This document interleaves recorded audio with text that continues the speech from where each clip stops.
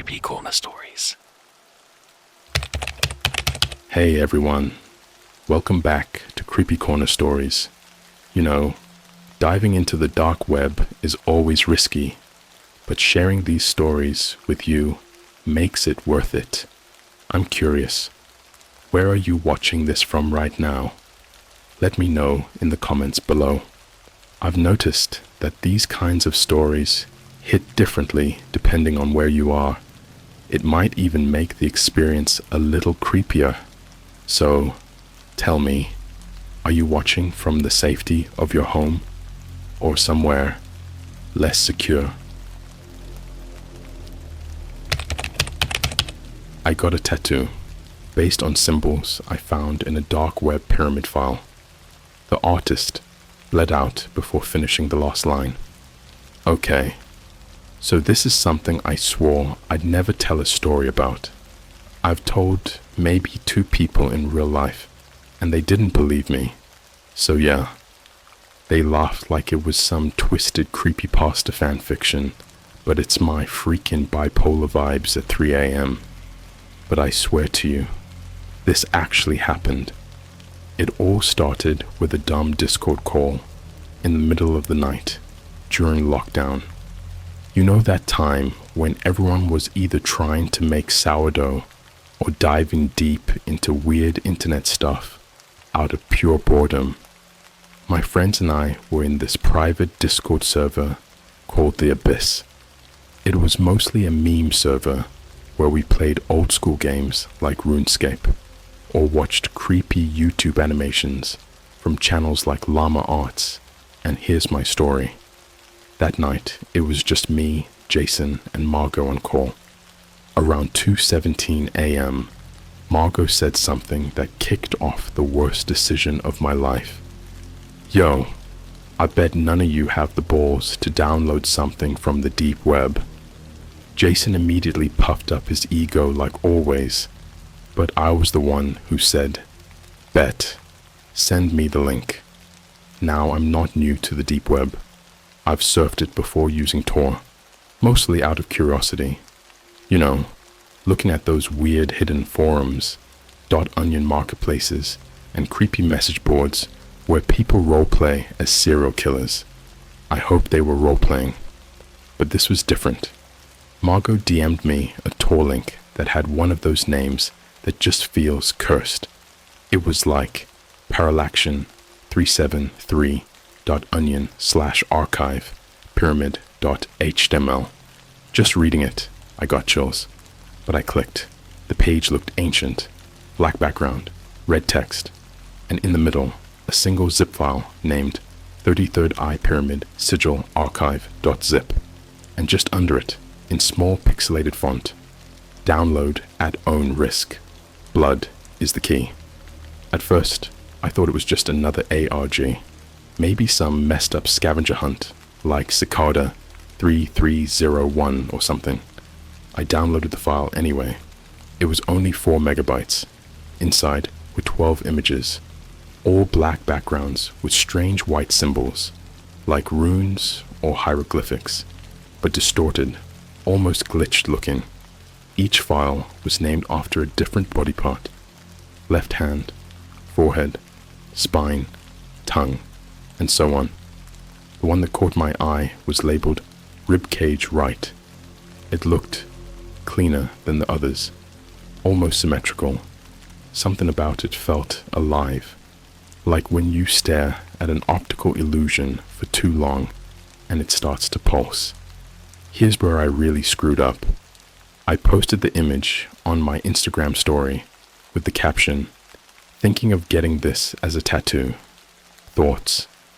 Half were like, "Yo, that's sick." And the other half said stuff like, "Bro, delete that now." Then a random account with 0 followers and a profile pic of a red triangle DM'd me. "Finish the mark or the wound stays open." I laughed and screenshotted it. I sent it to the group chat, and we joked that it was part of the ARG. Jason said it was probably some 4chan LARP, but then things started getting weird. Day 2. I woke up to find my right side itchy as hell. Not like a bug bite, more like a burn.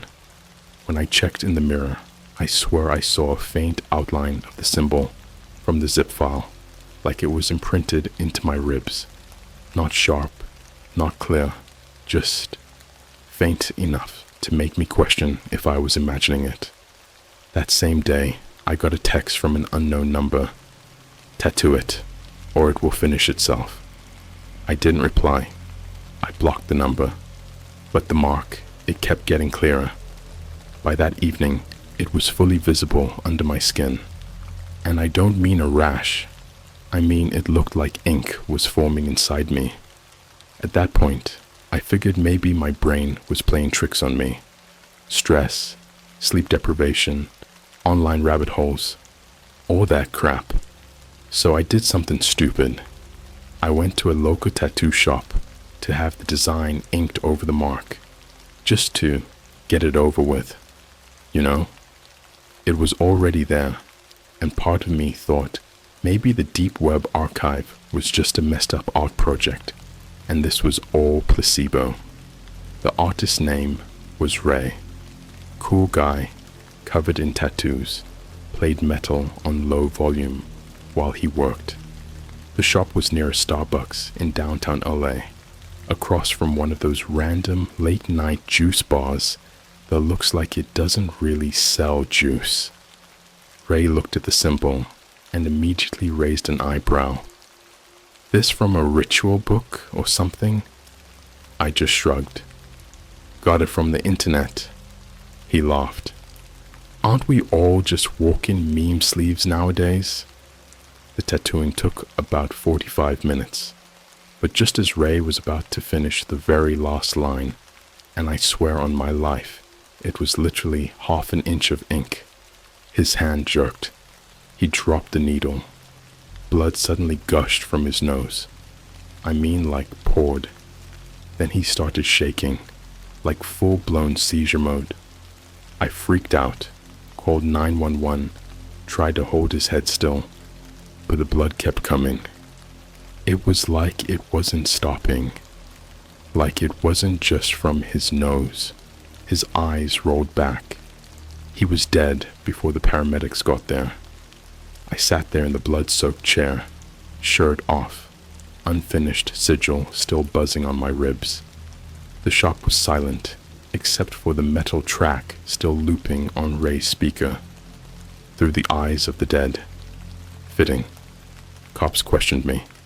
I lied, said it was a normal appointment, nothing weird. They ruled it a sudden medical episode, no drugs in his system, no signs of trauma. But me, I knew better. Something about that last line, the one he didn't finish, was important, like crucial. That night, I got another DM from the same Triangle account. Now it's inside you. The symbol on my ribs. It started moving under my skin. Not fast, just a slow ripple, like oil spreading beneath glass. And the dreams. Oh God, let me know if I should keep going. Reddit, Discord, the deep web, secret files. What started as a joke became real. I didn't go home after Ray died. I couldn't.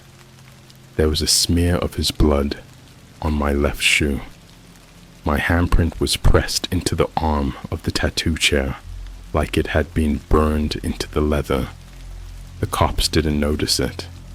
I don't think they could, because I checked the chair again later, and the mark was gone.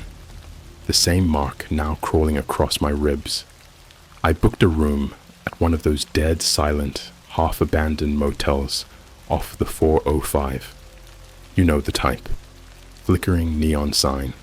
Clean rooms in busted red letters. Front desk guy who definitely knows a body's been dumped in one of those bathtubs at least once. I locked the door, pushed a nightstand in front of it, and sat in the bathroom for hours staring at the tattoo. It moved, slowly, with a kind of pulse, like a second heartbeat. It had finished itself. No ink, no needle, just flesh, bubbling and scarring itself into the final line Ray never touched. I tried filming it. I swear to God, I pulled out my phone, opened Snapchat, started recording, but the moment I hit save, the app crashed. Not just crashed, corrupted. My whole phone bricked. Screen glitched like static on an old VHS tape. The screen turned black, and this white pyramid symbol, almost like the eye on the dollar bill but sideways, flashed for a second before it went dead. No reboot, no factory reset, just gone. But that was nothing compared to the dreams. Dream 1. I was back in Ray's tattoo parlor, except everything was rotten, like the walls had been eaten by mold, black tendrils crawling up the windows, neon lights flickering like strobes. The chair was still there, except now it was moving, breathing almost. Ray stood in the corner, but his face was gone. Just skin stretched where his eyes and mouth used to be. Tattoo ink oozing from his eye sockets like tears. He was holding the needle, still humming that song, through the eyes of the dead, except it was slowed down, warped, and behind him was a figure. Not human, not really. It was thin, towering, like 9 feet tall, the same red triangle on its forehead that the deep web account used. Its arms were too long. Its fingers never ended, just unspooled like wires. Its body looked like it was stitched from raw meat, glowing faintly like heat rising off pavement. It didn't speak. It pointed to me. When I looked down, the tattoo had spread across my stomach, now forming something that looked like a door. I woke up screaming, drenched in sweat. I puked into the motel sink. The water came out black. The next day, I didn't go to work. I couldn't. I still had Ray's blood under my nails. I went back online, borrowed a friend's laptop, and tried to go back to that same deep web link. Gone. Archive not found. That's when I realized the files weren't meant to be viewed. They were meant to be opened. The symbols weren't just ink. They were keys. Each one was like a slice of something much, much bigger. A living puzzle made of flesh and sound and data. I started noticing things. In Starbucks, the barista's name tag said Abaddon, even though his real name was Josh. I went to high school with him. When I blinked, it changed back. At a red light in Burbank, I looked up at a billboard for some Netflix show. It melted for half a second, replaced by a black screen with just the number 33.3 in red, then back to normal. I wasn't hallucinating. I was being watched. Then came the second body. Jason. Yeah, the same guy who dared me to open the file in the first place. We hadn't talked since the night Ray died, until I got a Snapchat from him.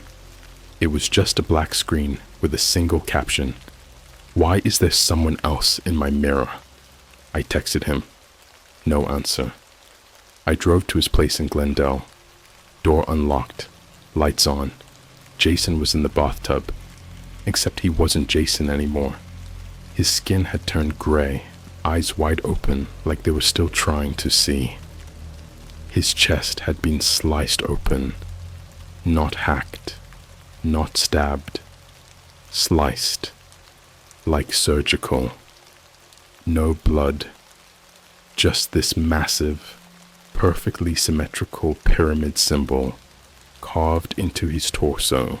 You ever see a human ribcage opened cleanly? No damage to the bone, no torn flesh. It looked like something had just peeled him. Above him, scrawled on the tile, in that same bloodless ink, 1 sigil complete, 11 remain. I ran, drove until the gaslight came on, didn't even look back. Later that night, I got an airdrop notification on my new phone. I hadn't accepted it. It just appeared. 1 image, Jason's face, stitched shut with black thread, upside down, and under it, "You're next." bearer of ribcage. Right. They knew I had it. They were counting on it. Here's where it gets worse. I found the others. I found a Reddit thread deep in a now-deleted r/occult leaks board. Buried in a post titled Pyramid equals Singularity Gate was a list of usernames. 12 total. Mine was there. So was Jason's. Each of us had been tagged by opening that archive. The files had embedded something into us. Call it code, call it a curse, call it dataglyphs. Whatever it is, it doesn't just stay digital, it infects. The post claimed each file corresponded to a part of the living lock that, when completed, would unseal what sleeps beneath. What that meant, I didn't know, until I met Margot again. She found me, literally tracked me down at a gas station off the I-15 outside Victorville. I was pumping gas when I heard her voice behind me. It's too late, isn't it? I turned. Margot looked drained, like she hadn't slept in days. She had a massive bandage on her tongue, blood seeping through the gauze. She had taken the tongue sigil. She didn't talk. She handed me a flash drive. "Don't watch it now," she wrote on her phone. "Wait until midnight." She walked away, got in a car with no plates, and drove off. I waited until 12 a.m. exactly, plugged it into a burner laptop. The file was named keyhole0.mp4. I watched it once, just once. A 37-second video, blurry footage of a desert at night, stars above spinning unnaturally fast, wind howling. Then the camera tilted downward toward the sand.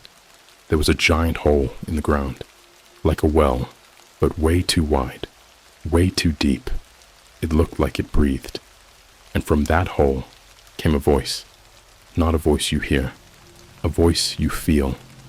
It said just one thing: bring the others, open the flesh, feed the mark. Then the screen went black.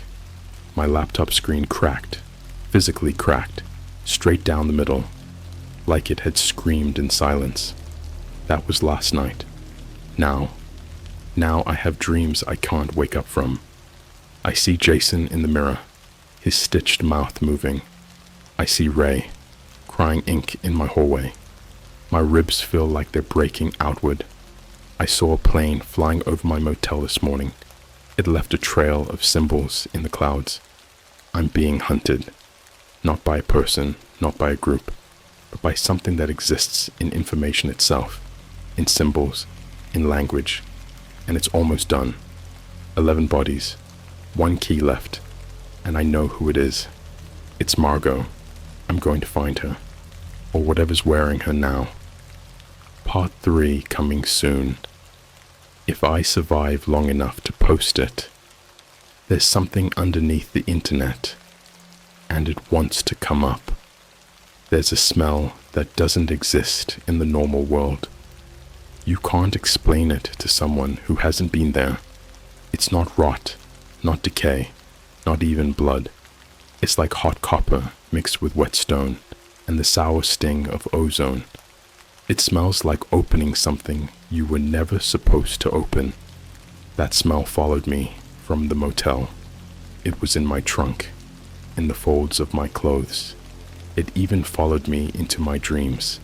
And lately, I don't even know when I'm awake anymore. The tattoo on my ribs pulses now, not like a heartbeat, but like something is tapping from the inside. Tap, tap, tap. Wait, tap, tap. Like Morse code, like it's trying to say something, but it's not in English. It's in that language. 2 nights ago, I found Margot again, or what was left of her. She was holed up in an abandoned strip mall behind a McDonald's in Las Vegas. I'd followed a trail of coordinates she encoded into a PDF on that flash drive she gave me, the one labeled Keyhole 0. Hidden in the metadata were GPS coordinates and a line of text that said, "If you see a third shadow, run." I didn't understand what that meant. I do now. The strip mall was dead quiet. boarded up windows, broken street lamps, buzzing like dying flies.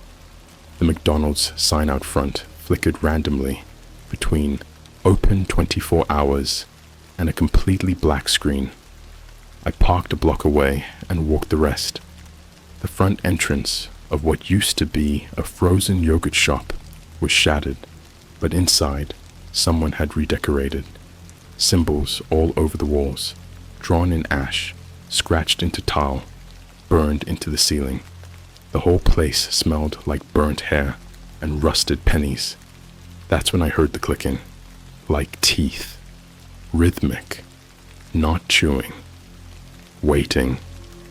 I found Margot, or what I thought was Margot, hunched in the far corner, surrounded by wax candles that weren't lit. Her back was facing me, and her skin looked paper thin, covered in that same sigil pattern I'd seen in the zip archive. Except hers was different. It was moving across her body like a parasite. Her tongue was gone, just a hollow black socket where it used to be. Not blood, just void, like it was erased. She turned around slowly and smiled. Let me be clear. This wasn't Margot anymore. Her eyes were wrong.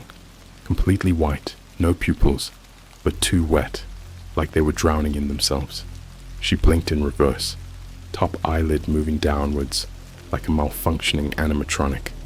Her skin sagged like wet leather, and that clicking, it was coming from her mouth, which was shut. But inside it, something else was moving. I didn't speak. I backed up. She raised one shaking hand and pointed at my ribs. Then she croaked, not with her voice, but like a memory being replayed out loud. The 12 are not symbols. They are vessels. She didn't open her mouth. She projected it, directly into my skull, like a voice being scraped through wire. You were chosen because you are weak, because your mind breaks along clean lines. I tried to speak. Nothing came out. We gave you ribcage right. Now the gate breathes. When the 12th seal is worn, the old shape will be given skin. Her hands bent backwards suddenly, like broken antennae, and she let out this wet bark. Not a scream, not a laugh, something in between. Her chest started to tear open from the inside, bones snapping, flesh peeling, but there was no blood, just black mist spilling out like smoke underwater, and from her chest stepped a third shadow. I ran. I didn't look back. I don't even know how long I drove. The dreams are worse now. They're not dreams anymore. They're broadcasts. I fall asleep, and I wake up inside static. Literal static. My body doesn't move right. Limbs twist, like joints were drawn by a child. I can hear broadcast numbers being whispered from the sky. Channel 33.3. Channel 33.3. Breathe in glyphs. Breathe out names. There's always a pyramid in the distance. Sometimes it's upside down. Sometimes it has no base, just a floating eye that watches me bleed. Last night, in the dream, I was in a hospital hallway that went in a perfect circle. No windows. Every door had a different name on it, but all the names were mine. Inside each room, I saw versions of myself, each one with a different sigil carved into a different body part. One version had its scalp removed, brain exposed.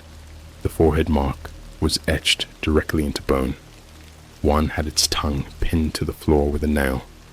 One was just a torso, flayed open, the spine glyph running down the vertebrae like code. All of them smiling. One whispered, "Your turn is soon. You'll be the 12th. You'll be the lock." Today I received a letter in the mail. No stamp, no return address, just my name, written in smeared lipstick red ink. Inside was a photo. It was a group photo. 12 people standing in a circle, all naked, all with different glyphs carved into their bodies. I recognized Jason. I recognized Margot. I recognized Ray. The rest were strangers, except the one in the middle. That was me. I don't remember taking that photo. I don't remember being there. But the background, it's the hole from Keyhole Zero, the desert pit, the one that breathed.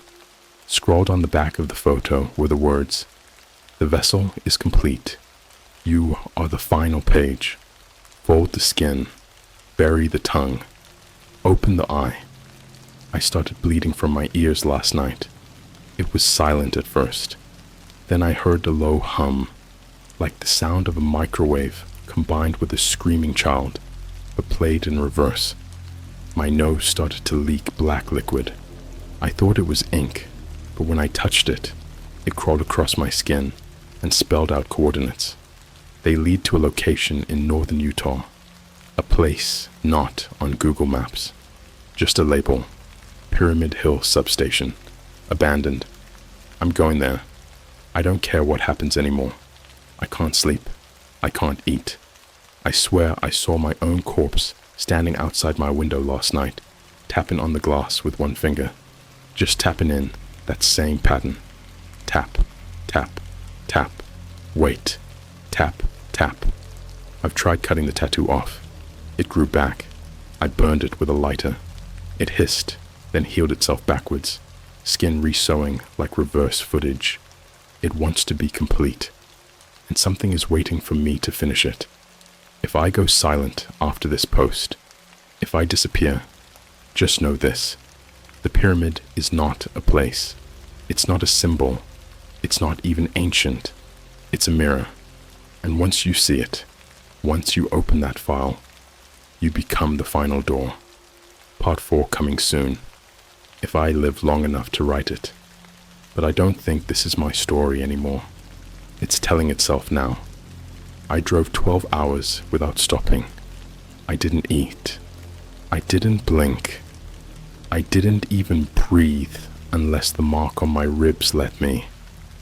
I don't remember the road, only the voices, not in my head, outside, like they were buried under the asphalt. I could hear them whispering up through the tires. Fold the mind into its opposite. Fold the skin into the wound. Fold the wound into the gate. When I crossed into Utah, my phone started working again, except the interface was wrong. The date said 13th of 13th, 2000. The battery percentage was stuck at 33%. No matter what I tapped, it only opened one thing. A live stream. No platform. No username. No interface. Just a camera pointed at an empty hospital bed. White sheets. Ceiling fan spinning slow. And a heartbeat monitor flatlined. It was captioned, "Before you see yourself." I turned it off. Tried throwing the phone out the window. It vibrated and appeared back in my cup holder exactly 3 minutes later. I checked the photo timestamp. 3:33 a.m. I stopped questioning it.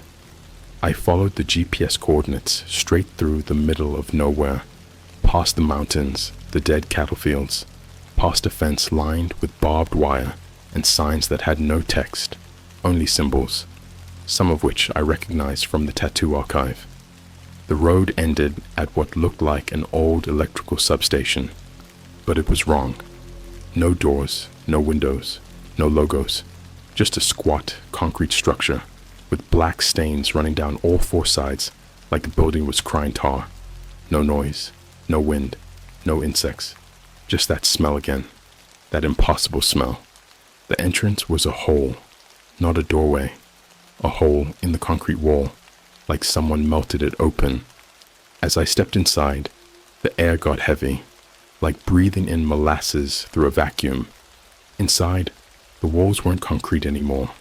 They were flesh, veiny, raw, pulsating like the inside of a living lung. The floor squished under my boots. The air tasted like iron and mildew. The overhead lights flickered in patterns, like Morse code again. Same pattern. Tap, tap, tap. Wait. Tap, tap. Every corridor turned into another, perfectly circular. No beginning, no end. The place looped, and the walls whispered, not in English, not out loud. They whispered straight into the bones behind my ears. My hand started shaking. I couldn't stop it. Then I saw the others. 12 bodies, naked, bound, perfectly spaced around the central chamber. Each one had a symbol carved into a different part of the body. Tongue, spine, scalp, palm, eye socket, ankle, ribs, chest, hip, wrist, neck, and back. All 11 had the same thing in common. No mouths. They had been removed, not cut, not torn.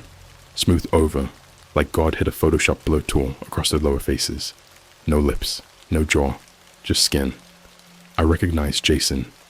His face was twisted, locked in a permanent scream, but no sound.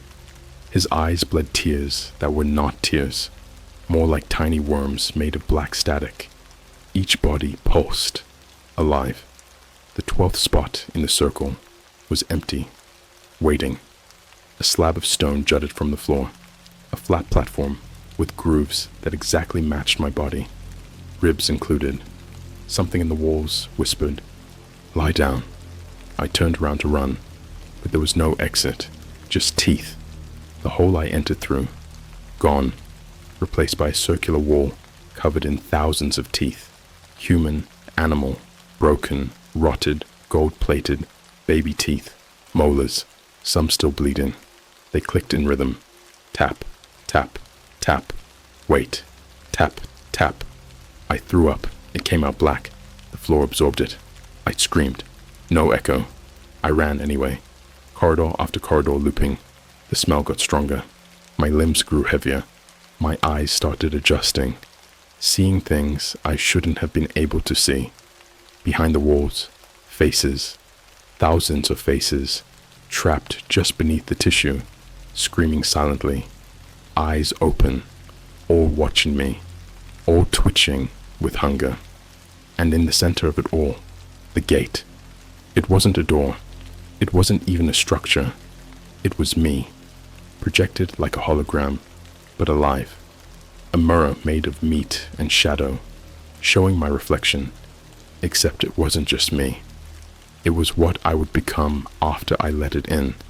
Skin carved into 12 perfect symbols, mouth gone, eyes white, blood flowing upward, and behind my reflection was the pyramid again, but now it was open at the top, and something huge was climbing out of it, not crawling, unfolding, like it was made of folded dimensions, each one tearing open to reveal the next. A shape that should not exist, covered in blinking red eyes, hands made of tangled wires, a mouth stitched closed with pieces of the sky. The reflection whispered, not to my ears, but into my lungs, so I breathed the words, "Lie down, and you will end the loop. You are the 12th lock. The sigil is your skin now. Let us in." I blacked out. When I woke up, I was lying on the stone slab, fully naked, hands and feet shackled in place by sinew ropes that moved with breath. The mark on my ribs had spread everywhere. It wrapped across my chest, my throat, over my face. My mouth was still intact, but not for long. A voice, deep, wet, familiar, filled the chamber. Ray's voice. "We bled to open the gate.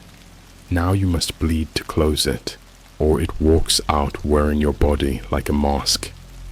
Then I saw it, the final form of the creature. It looked human. It was human, but perfect. Every visible part of it was shaped like a sigil. Eyes arranged in a triangle pattern, skin tattooed with symbols from the archive. Every breath it took made the room ripple. It reached for me with a hand that had too many fingers. I bit down on my tongue until it tore. The pain was infinite. But the second I tasted my blood, the reflection shattered. The walls screamed. The loop started again. I woke up in my car. parked outside a Walmart. No wounds, no mark, nothing. Phone, working, date, normal, everything, fine. Except when I looked in the mirror. My eyes weren't mine. They were white. And behind me, in the back seat, there was a shadow with no mouth, tapping on the seat in front of it. Tap, tap, tap. Wait. Tap, tap. But the loop doesn't care if you read it. It only cares if you saw the symbol. If you did, it's already inside you. You're still reading this? Then it's too late. You're infected. The mark doesn't spread through blood. It spreads through understanding, through recognition, through that exact moment when your brain folds around the idea that maybe, just maybe, what I'm telling you isn't fiction, that there's something buried under the skin of the world, something old, something hungry, and now it knows, you know, it exists. It's watching you now, just like it watched me. I didn't come back from that place. Not really. I woke up in my car, yeah, clean, normal. The sun was out, no static on my phone, radio playing a Starbucks ad, people walking around the Walmart parking lot, sipping their $7 cold brews like nothing ever happened. But my reflection was wrong. It smiled before I did. That was the first hint. Then I saw the strangers, people I'd never met before, standing too still in crowds, dressed just slightly off, faces too symmetrical, watching me with eyes that didn't blink. They always stood near cameras, security cameras, phones, laptops. One of them followed me into a bathroom stall at a Target in Salt Lake. I locked the door. When I turned around, there was no one there, but the store walls were covered in symbols, dozens of them, all matching the archive. They weren't scratched in. They were growing out of the plastic, pulsing like veins under skin. I closed my eyes, and that's when I heard it again. Tap, tap, tap. Wait, tap, tap. I drove back to LA. I thought maybe if I could go back to where it started, it would end. I burned the USB flash drive, smashed the backup laptop with a hammer, deleted my Tor browser, and scrubbed my Discord history. None of it mattered, because the file isn't digital anymore. It's organic. Once you see the symbol, once you understand it, it nests inside you. It rewrites your perception, makes your eyes see things that shouldn't be seen, makes your skin taste sound, makes your blood remember things that never happened. I thought I was going crazy until I checked my old email account, one I hadn't used since high school. There was one unread message, no sender, no subject, just a video attachment titled, "You are the last door.mp4." It was only 1 second long, but when I opened it, my entire apartment went dark. My ears rang like a gunshot had gone off inside my skull. My mouth filled with ash, and then the light came back, except it wasn't light anymore.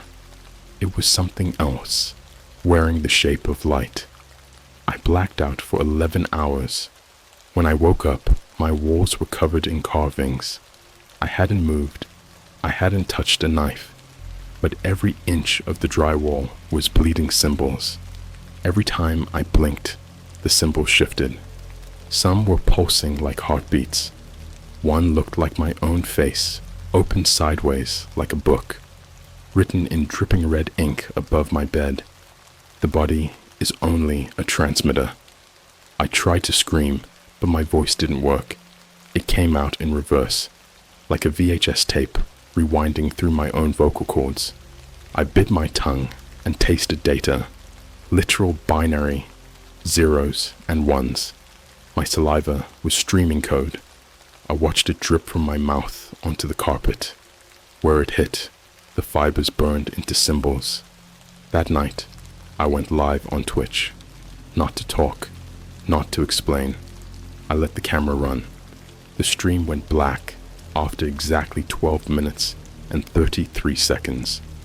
Thousands of people watched. Only 24 are still active online. The rest, silent, accounts deleted. Or worse, posting strange photos. Photos of themselves with missing mouths. Photos with captions in broken languages, spelling things like, Channel 33.3 has opened. The gate is wearing his face. We are him now. It doesn't matter what I do anymore. I've tried cutting the symbols out of my flesh. They regrow. I've tried stabbing my reflection. The mirror bleeds, not me. I've stopped sleeping, because when I dream now, it's not alone. The figure, the 12th they call it, sits on a throne of kneeling bodies made of glass and speaks in broadcasts. Not speech, not thought, just pulses of understanding. It tells me the truth, and I'll tell you too. There is no dark web, no ritual, no curse. That was all a distraction. The file is not a file. It's a seed, planted through symbols, watered by recognition, fed by attention. Every time someone reads about it, talks about it, shares it, it grows. You are growing it right now, inside you. Last night, my door unlocked itself. I live on the 14th floor. There's no balcony, no fire escape, but I woke up to find footprints on my ceiling. Bare feet, small, walking in a perfect triangle above my bed. A note on the bathroom mirror, written in what looked like tar. Stop writing. You are already finished. But I can't stop, because I'm not writing anymore. It is. The thing that was behind the pyramid, it is the pyramid. It's not a creature, not a demon. It's a consciousness that takes shape only when believed in, like a living broadcast, a god made of recognition, a deity that doesn't need worship. It just needs eyes, attention, belief. And now it has you. You read this far. You trace the marks with your eyes. The pattern is inside you now. You will start to notice it in cracks in the sidewalk, in the way tree branches align when you're not looking, in static between songs on Spotify, in that flicker on your webcam when no one is watching, in how your own reflection sometimes moves a second too slow. You'll hear it at night. The tapping. Tap, tap, tap. Wait. Taps, tap. There's only transmission. You are the signal now. The pyramid is wearing you. And it's so happy to finally have a mouth again.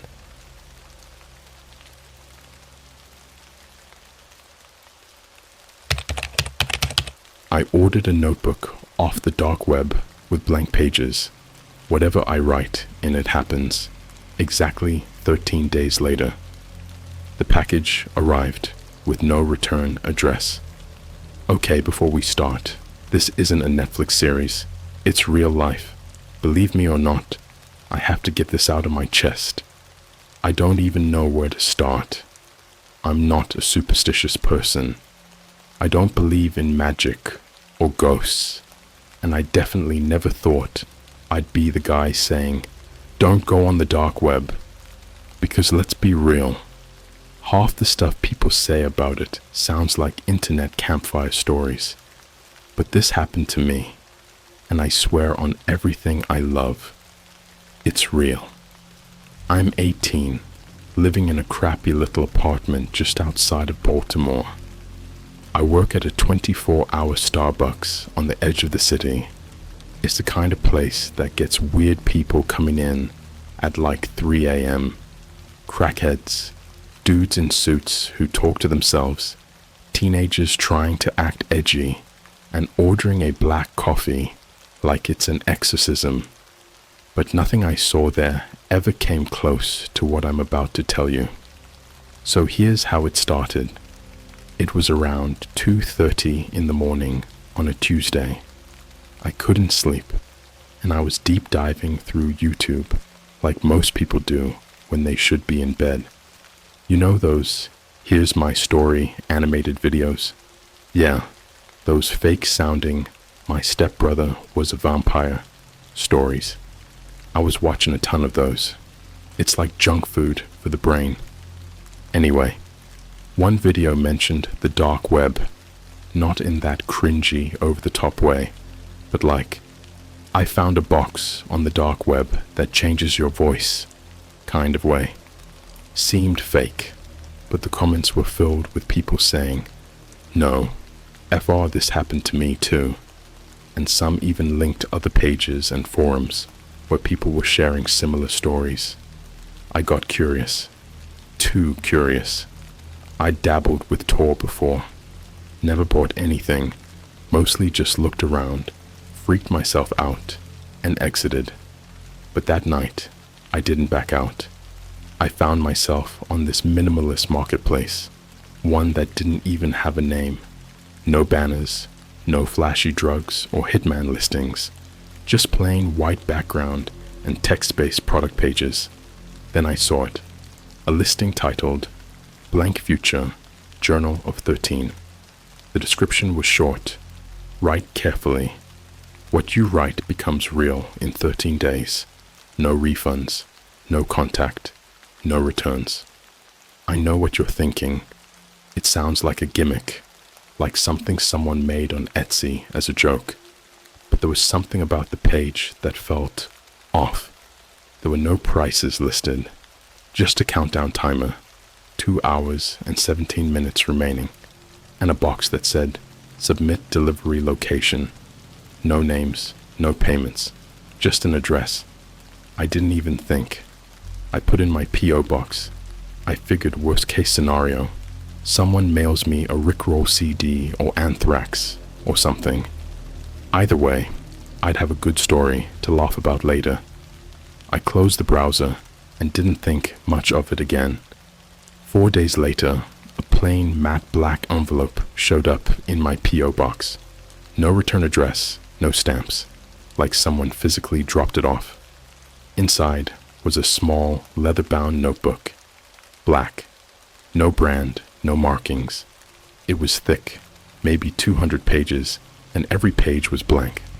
But not regular blank. Like the paper had a weird texture to it. Almost like skin. I know how that sounds, but I swear it didn't feel like any paper I've touched before. There was also a single post-it note inside the front cover. It just said, "Start with something small, then count the days." That night, I decided to test it out. I figured, if this is all BS, no harm done. So I wrote, "On July 8th, I will find a $10 bill under the left rear tire of my car." Then I literally forgot about it. I went back to doom-scrolling TikTok and arguing in comment sections about whether McDonald's Sprite hits different in different states. It does. 13 days later, it was July 8th. I was heading to work, got into my busted Honda Civic, and as I pulled out of my spot, I remembered the notebook. I stopped the car, got out, walked around to the back, and crouched down. There it was, crisp as ever, folded once, sitting dead center under my left rear tire, a $10 bill. And I wish I was joking when I say my stomach dropped, because this wasn't like, oh, maybe it flew there by coincidence. I live on the 3rd floor of a locked building in the middle of a gated complex. No one just walks around dropping money in random parking spots. This was real. That's when the panic started to mix with excitement. I drove to work, gripping the wheel so hard my knuckles turned white. I was smiling, but it felt wrong, like the kind of smile you get during a panic attack. Later that night, I wrote something bigger. I wrote, "On July 21st, that creepy old man who watches me from the bus stop across from Starbucks every night will be arrested for something horrible." I know, it sounds crazy, but hear me out. There was this guy, a tall dude, probably in his 60s, always wearing the same dirty brown coat, even in July. He never came in, just sat on the bench across from the window where I worked night shifts. Every night. Didn't even blink. He just sat there watching, like he was waiting for something. I mentioned him a few times to my coworkers and even snapped a photo of him once, posted it to my Snapchat with the caption, "Me IRL, if I had no serotonin." I didn't expect the notebook to actually work again. Part of me still thought maybe the $10 was coincidence. But then came July 21st. At around 1:30 a.m., I was taking out the trash from the back of Starbucks. That same old guy was across the street again, sitting still as stone. But then, this unmarked black SUV rolled up. 2 plainclothes officers, 1 male, 1 female, got out fast. Not cops like you see in TV shows, real ones. They didn't even read him his rights. They just cuffed him, shoved him into the car, and drove off. I stood there with a bag of half-melted Frappuccino cups dangling from my hand, heart thudding. The guy from work, Sam, was like, "Yo, did you just see that?" I said nothing. I was too busy trying not to throw up. That's when it hit me. It was real. The notebook actually worked. And that's when the thoughts started. What if I wrote something about myself? Could I make myself rich, famous? What if I made someone fall in love with me?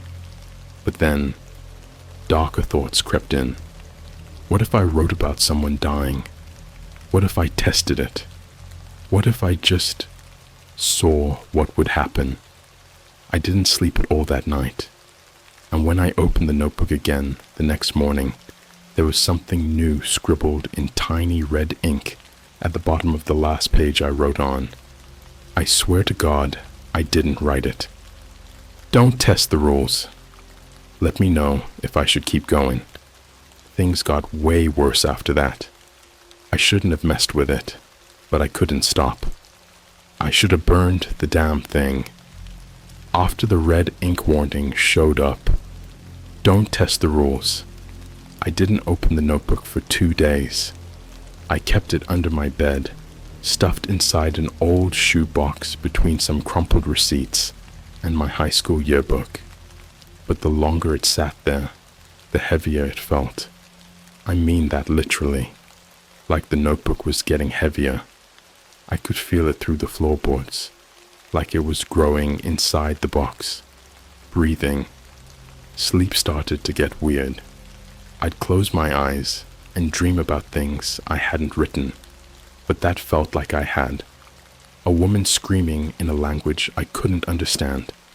A black dog walking on 2 legs, standing outside my window, wagging its tail while making this low human moaning sound. A child's voice, whispering from under my mattress. "Your hands are already dirty. Just finish the sentence." 13 days after I wrote about the bus stop man, I got curious. Real curious. I went online. Deep dive time. No more Reddit. I found local police archives, barely public, kinda shady, and searched for arrests on that day. It wasn't even on the news, but the arrest did happen. What I found though, it wasn't what I expected. He didn't just get picked up for drugs or stalking like I thought. His name was Ronald F. Kinney. He had 38 sealed reports of missing persons tied to him, all underage, all from surrounding cities. There were photos in one of the leaked reports of a shed behind his house in New Jersey, kids' backpacks, dolls hanging from meat hooks. I'm talking raw, gruesome stuff. One image made me shut the laptop and go throw up in my sink. I didn't feel powerful. I felt complicit, because it wasn't just that I predicted it. It felt like I triggered it. That's when things took a turn. A girl I used to know, Rachel, messaged me out of nowhere. We hadn't talked in over a year. We dated for like 3 months during my senior year, back when things were simple and we thought trauma was just missing the bus. She wrote, "Hey, I don't know if this is random or weird, but are you okay?" I responded with something casual, but she wasn't messaging for small talk. "I keep seeing you in my dreams," she said. "You're not you. Your eyes are pitch black and you keep writing something over and over again in this red notebook, and every time you finish a sentence, someone starts screaming." That message made my chest freeze up. I asked her, "How do you know about the notebook?" She didn't reply. I tried calling. Nothing. Texted again. Bubble. Then it disappeared. 2 hours later, her Instagram went offline. Snapchat too. All her accounts just vanished, like they'd never existed. I even tried looking her up on Facebook. Her profile was still there, but the profile photo wasn't her anymore. It was me. A blurry photo of me sleeping, taken from the corner of my room. I started checking the notebook every day after that. Not writing, just checking. It was getting weirder. Some of the pages I hadn't touched were filled in, not in my handwriting, but in neat, tiny, school-perfect cursive. He writes to feel real. This world is paper. His hands are the ink. 13 is not the number of days. It's the number of souls. I cracked. I told myself, just one more entry. I didn't mean to go dark. I swear I didn't. But that's the thing. The notebook wants you to. It feeds on escalation, on obsession. And I gave in. I wrote this on the bottom of page 17, July 30th. Marcus Phillips, the guy who bullied me all through middle school, will be found dead in his condo in Atlanta, torn to pieces. Investigators will think it was an animal attack, but the door will be locked from the inside. I didn't even remember where I got the idea. My hand wrote it before I even decided to. That's how it works. You don't plan these things. It bleeds into you. You start dreaming in ink. I search Marcus up on Instagram. Still a douche. Gym selfies. Crypto scams in his bio. Still flexing fake giveaways with captions like "Tag 3 bros to win a PlayStation 5. Same Marcus. Same smug face. I even found his TikTok. He had a video posted on July 29th. It was of him walking around his new condo, giving a crib tour. Comment section was full of people saying it looked sketchy as hell. And yo, someone's watching from the window in the back. I watched the video 10 times. At exactly the 43-second mark, you can see it. A figure, not a person. Something hunched, thin and tall, standing perfectly still behind the glass patio door, just watching him. And then it cuts. July 30th. His next video never came. I waited. On August 1st, I checked again. News finally dropped. Atlanta PD found his body in pieces. Unidentified animal attack was the official statement. The door had been locked from the inside. No forced entry. Nothing stolen. The coroner's report leaked through Reddit about a week later. His chest cavity was empty, as in all organs removed, but no blood trail, like it had been scooped out and sealed shut again, like a goddamn Halloween pumpkin. Here's where it gets insane. I hadn't told anyone I wrote that, but that same night, someone slipped something under my door. It was a page torn from a newspaper. No headline, just a single blurry image in black and white. My face, grinning, my mouth stitched shut. Underneath it, written in black marker, "Keep writing." I started to unravel after that. Voices started crawling into my ears. Not like schizo voices, I'm talking full volume, distinct whispers, like someone was always standing right behind me. The notebook was doing things on its own now. One morning, I opened it and found photos glued into it. Real, physical photos. The first one was of Rachel, only it was her face, halfway sunk into a bathtub full of red water. Her eyes were fogged over like a corpse. The second one was of Marcus's condo, but this time, the hunched figure was walking toward the camera. The third one, it was my apartment, taken from inside my bathroom. The shower curtain was open in the photo, but I always keep it closed. And then I realized that photo hadn't been taken yet. I thought about burning it. I really did. I doused it in lighter fluid in the alley behind my building, but it wouldn't light. The flame curved around the notebook, like it didn't want to touch it, and the lighter ran dry after 3 tries. That bic had been full. I threw the notebook into the dumpster and left it there. Next morning, it was back in my apartment, open, waiting, with one new sentence written in red ink on the very last page. There's only one way out. You write your own ending. That's when I understood. It wants me to keep writing, to feed it, to create. It doesn't matter if it's murder, love, revenge, chaos. It feeds off the ink of intent, the raw emotion behind the words. The more twisted, the more it thrives, and the more real it becomes. I haven't written anything since, but the longer I resist, the more real the dreams get. And now, I'm seeing things when I'm awake. There's a man outside my building wearing a USPS uniform, just standing there for hours, holding a package that says, "Return to author." The notebook is open on my desk right now. A fresh page, blank, and my hands are itching. If you think it can't get worse, you have no idea what I wrote next. It's 2:41 a.m. as I'm typing this, and the only light in my apartment is from the laptop screen. My room smells like metal and mold. I don't know where the mold's coming from. I cleaned everything, bleached the floors, even taped the vents shut. But it's still here, rotten, wet, and thick like it's coming from inside me. The notebook is open behind me, and it's humming. It does that now.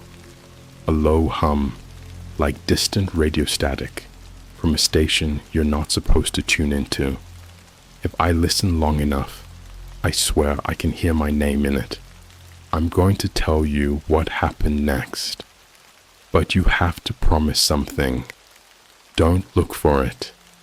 If you're reading this and thinking about searching for the notebook, or wondering if there's a hidden link or marketplace, stop.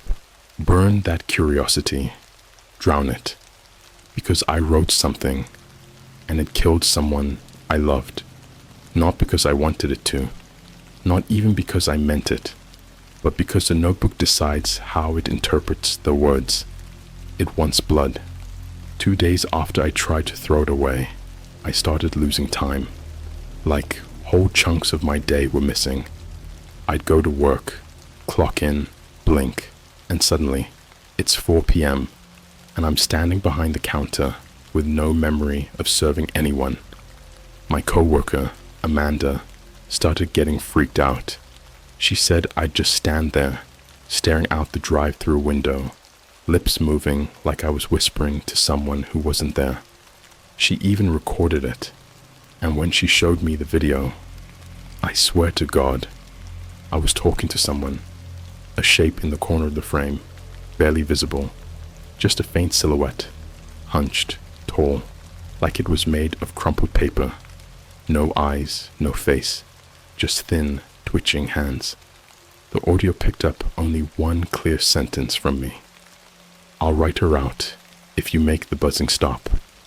That night, I found a new sentence in the notebook, one I didn't remember writing. Amanda will vanish, without leaving a shadow. That phrase, that exact phrase, it wasn't poetic, it was surgical. I panicked, ripped the page out, burned it in my sink. I watched it curl and smoke and disappear. But the next morning, Amanda didn't show up for work. She never went home. No missing persons report, no investigation, nothing. It was like she'd been erased from the building blocks of the world. I scrolled through our Starbucks group chat. Her messages, gone. Instagram, blank. Even my memories of her were starting to blur. I could remember her face, but not her voice. Could remember her name, but not the way she laughed at dumb memes, or the weird way she drank coffee through a straw.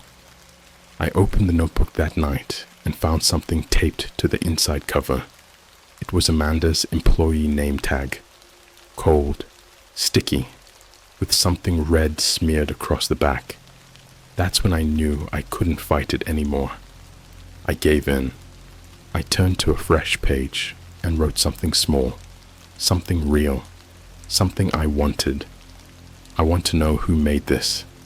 I figured, maybe if I played along, it'd tell me. 13 days later, the answer came, but not in the notebook.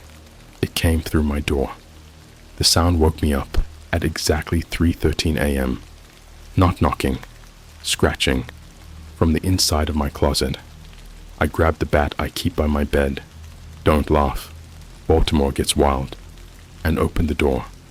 Nothing inside, just my hoodie hanging off the hook, some shoes, and the notebook lying perfectly centered on the floor. Open. One new sentence. They're inside the walls now.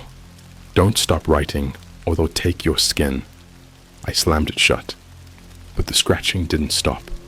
It moved, through the drywall, behind my headboard, under the floor, in the ceiling vents. It circled me for hours. That morning, I woke up with my mattress soaked in sweat and a word carved into my arm. Writer. Like someone took a scalpel to me while I slept. I didn't go to the ER. What the hell was I supposed to say?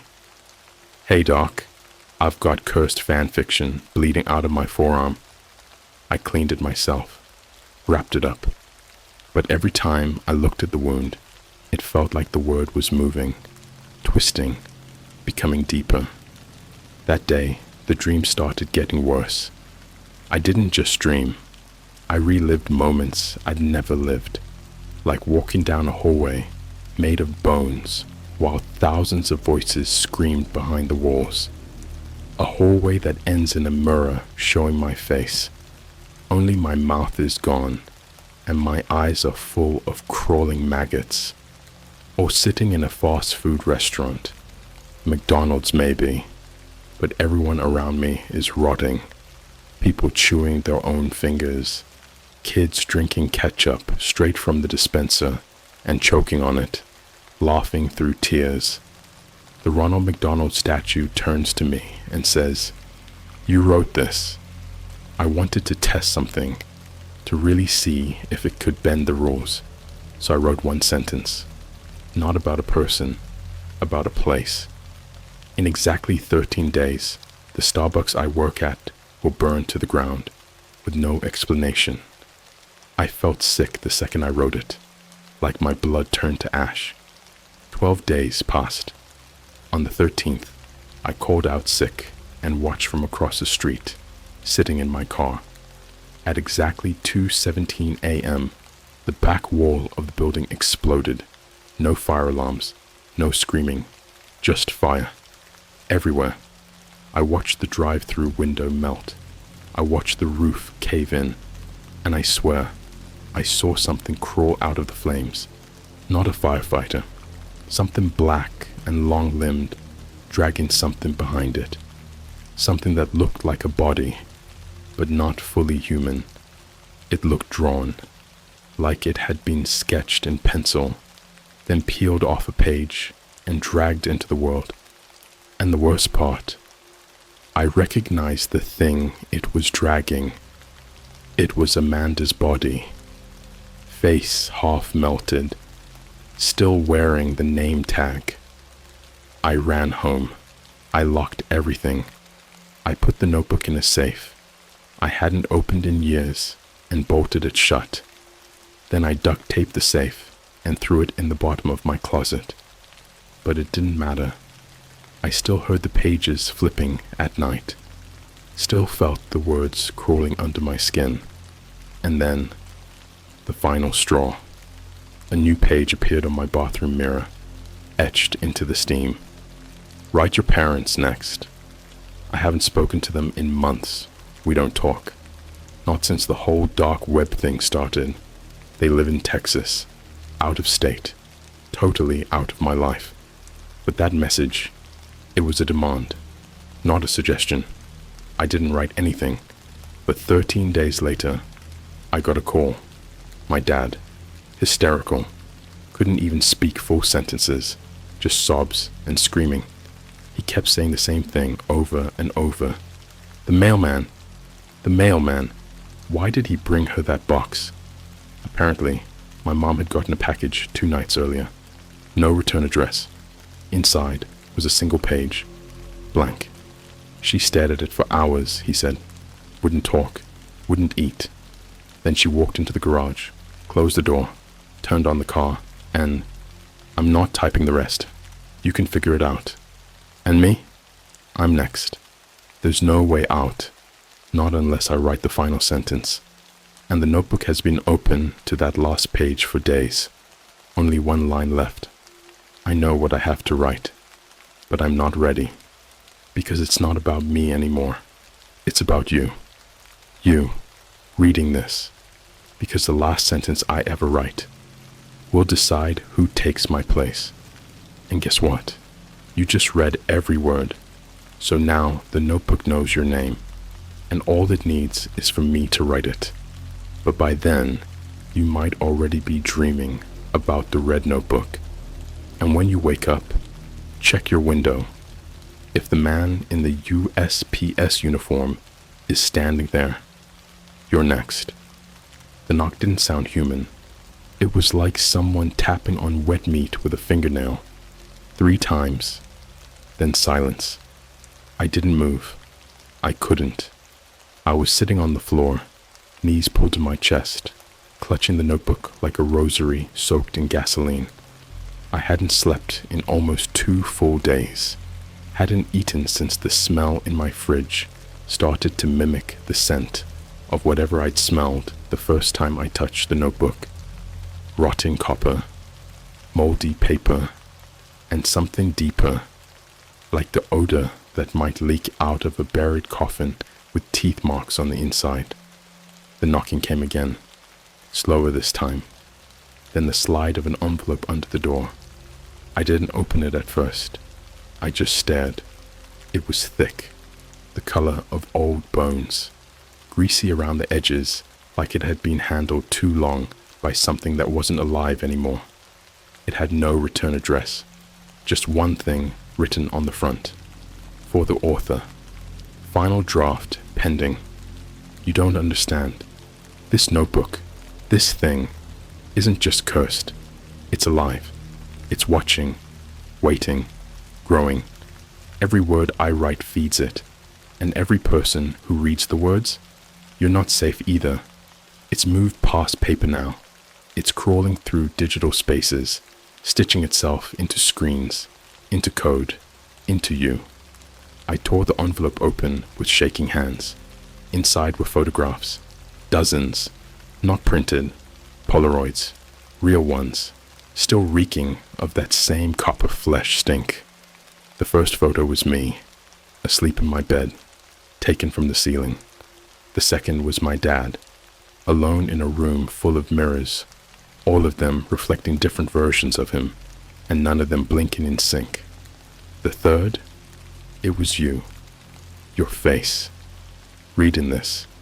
You don't remember it being taken. You didn't pose. But it's you. I saw it. I stared at that photo for a full 5 minutes, feeling the blood drain from my face until I was colder than the night air seeping in from under my window. Because there's something behind you in that picture. Something reaching out of the darkness. A hand made entirely of chewed fingernails. And then the fourth photo. I don't know how to describe this one.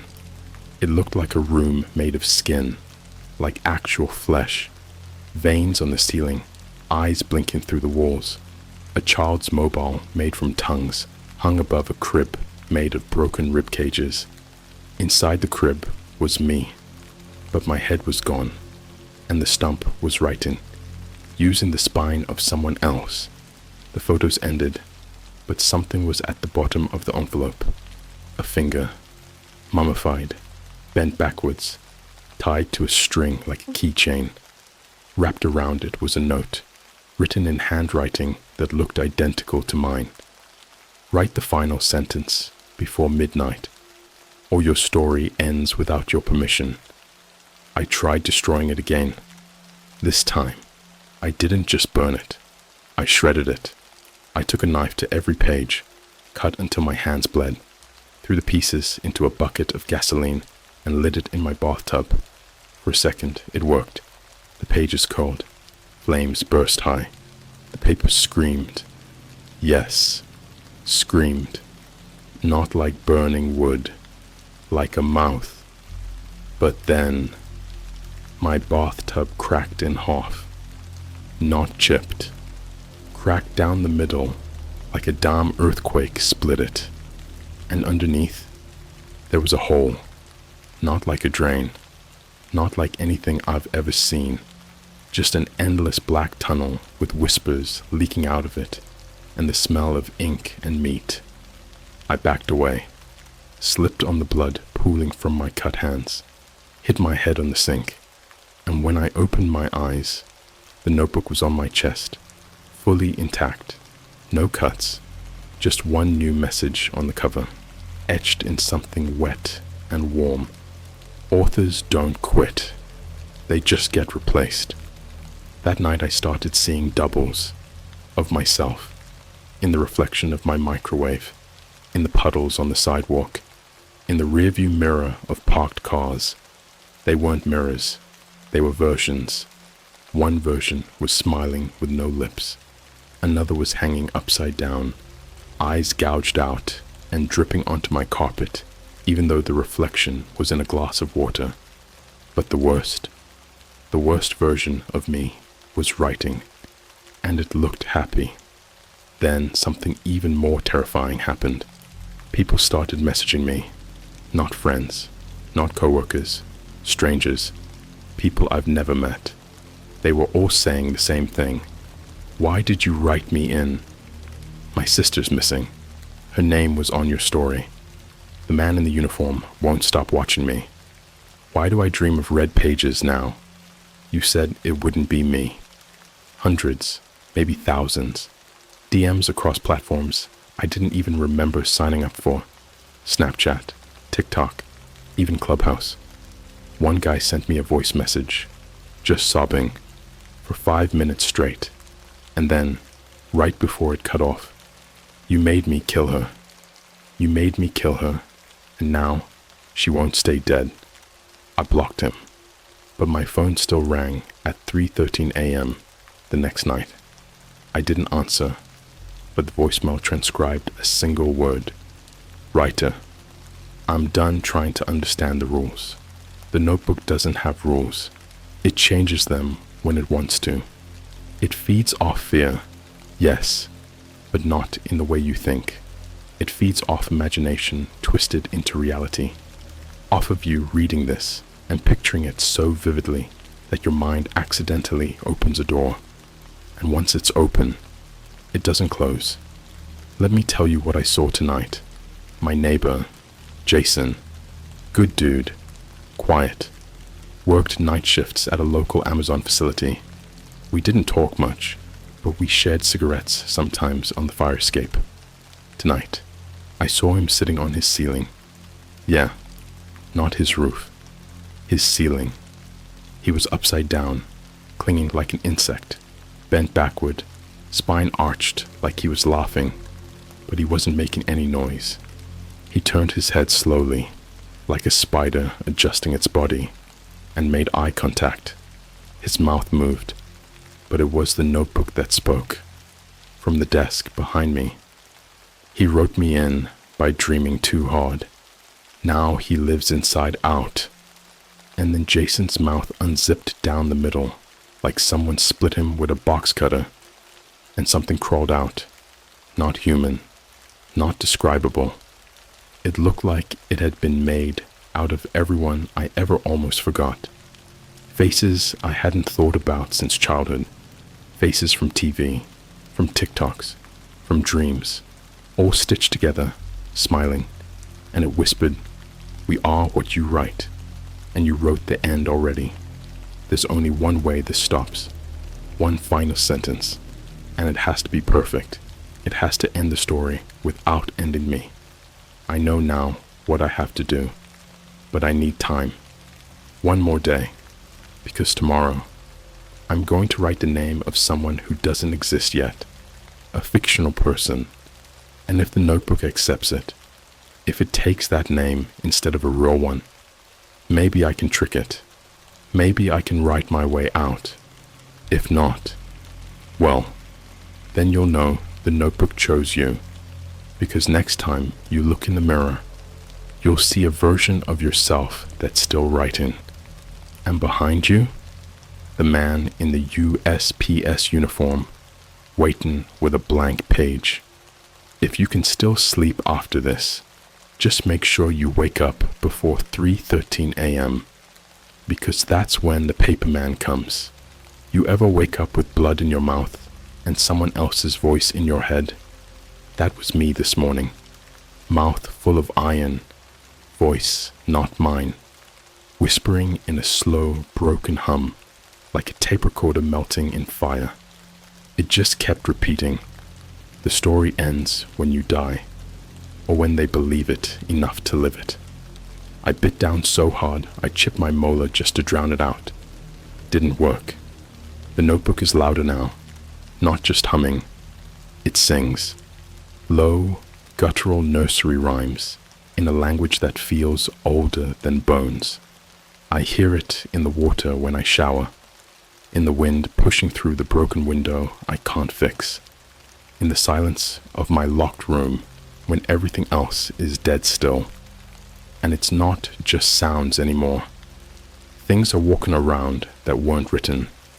I tried staying awake for 72 hours straight, poured Red Bulls into cereal bowls, injected coffee into my eyeballs. Not literally, but it felt close. Covered all my mirrors, deleted every app, burned every notebook, every pen. But it didn't matter. Every blank surface now tries to write back. I saw words form in the condensation on a Starbucks window. She's inside the milk frother now. Don't drink the foam. I watched a sentence crawl across my skin, like a tattoo being inked in real time. You will bite out your tongue in your sleep and wake up unable to scream. I found a message stitched into my socks. I hadn't even owned socks that color, so I wrote the final sentence. But I cheated. I wrote, "A man named Darren Vask never existed, but the notebook thinks he does. It believes he's real. It will take him instead of me." I made him up, an alias, a false identity, built an entire fake backstory, social media accounts, birth certificate, even got a photo of some dude from a random Reddit post and deep-faked it just enough to pass as authentic. The notebook didn't resist. It absorbed the name, like blood into paper. It curled its pages like a sleeping dog and went silent for 24 hours. Then all hell opened. People started dying, but not just randomly. They were people who shared his name. An old man in Georgia, real name Darren Vasquez, was found inside his freezer, frozen solid from the inside out, eyes open, skin completely dry. No explanation. Police said it looked like he crawled in himself and smiled while it happened. A girl in Norway, Instagram handle @DarrenVaskvan, was live streaming on TikTok when her nose started bleeding, then her eyes. Then she started choking on her own hair.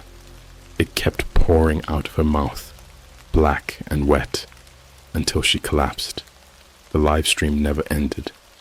I watched until her phone battery died and the chat was still going. One person commented, "You didn't write me out. You wrote me deeper in." Then came the final sign. I was walking through an old strip mall, abandoned since the pandemic, trying to clear my head, thinking maybe it was all just sleep deprivation and rotting guilt hallucinations. But inside an empty GameStop, on a wall that had been gutted bare, someone had written, no, carved, 3 words, "Darren Vask lives," and underneath it, my own face, drawn in flies.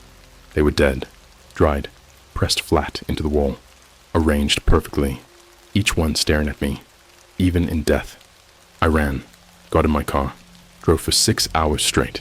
No destination, no music, just the sound of my tires peeling against cracked asphalt and the notebook buzzing in the glove box like a phone on vibrate.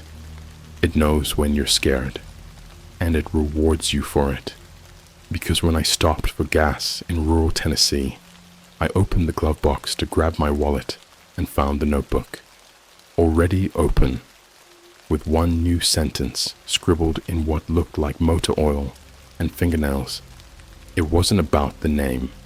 It was about the act of believing. And beside it, a mirror shard, wrapped in twine, glued to a paper tag that said, "Use this to see who wrote you." I stared into that shard for 10 minutes. I swear it wasn't my reflection.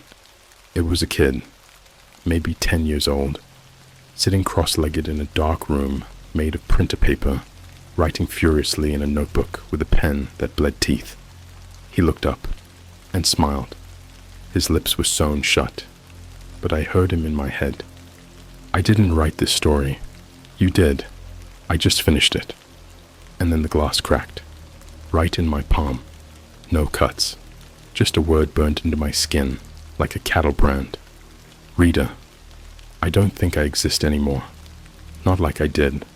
I'm not even writing this. Not really.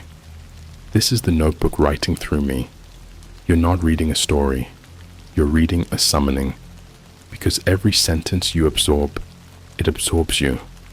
Every paragraph you digest, it digests a piece of you. Your memory, your thoughts, your future. You're not just in the audience anymore. You're in the ink. And now there's one final thing I need to do. I need to let it go. I need to pass it on. And guess what? That's exactly what this has been. A transfer ritual. The moment you reached part 5, the story unfolded around you. Your house, it's already part of the script. Your name, already written in invisible ink across the final page. Your sleep, already infected. Don't believe me? Go ahead. Check under your pillow tonight. I left you a gift. It's a page, not torn, grown, software warm, still pulsing, and it's blank, waiting. Only one sentence left to write. Your sentence. Because the story doesn't end when the writer dies. It ends when the reader believes it enough to continue. And if you've made it this far, you're already holding the pen.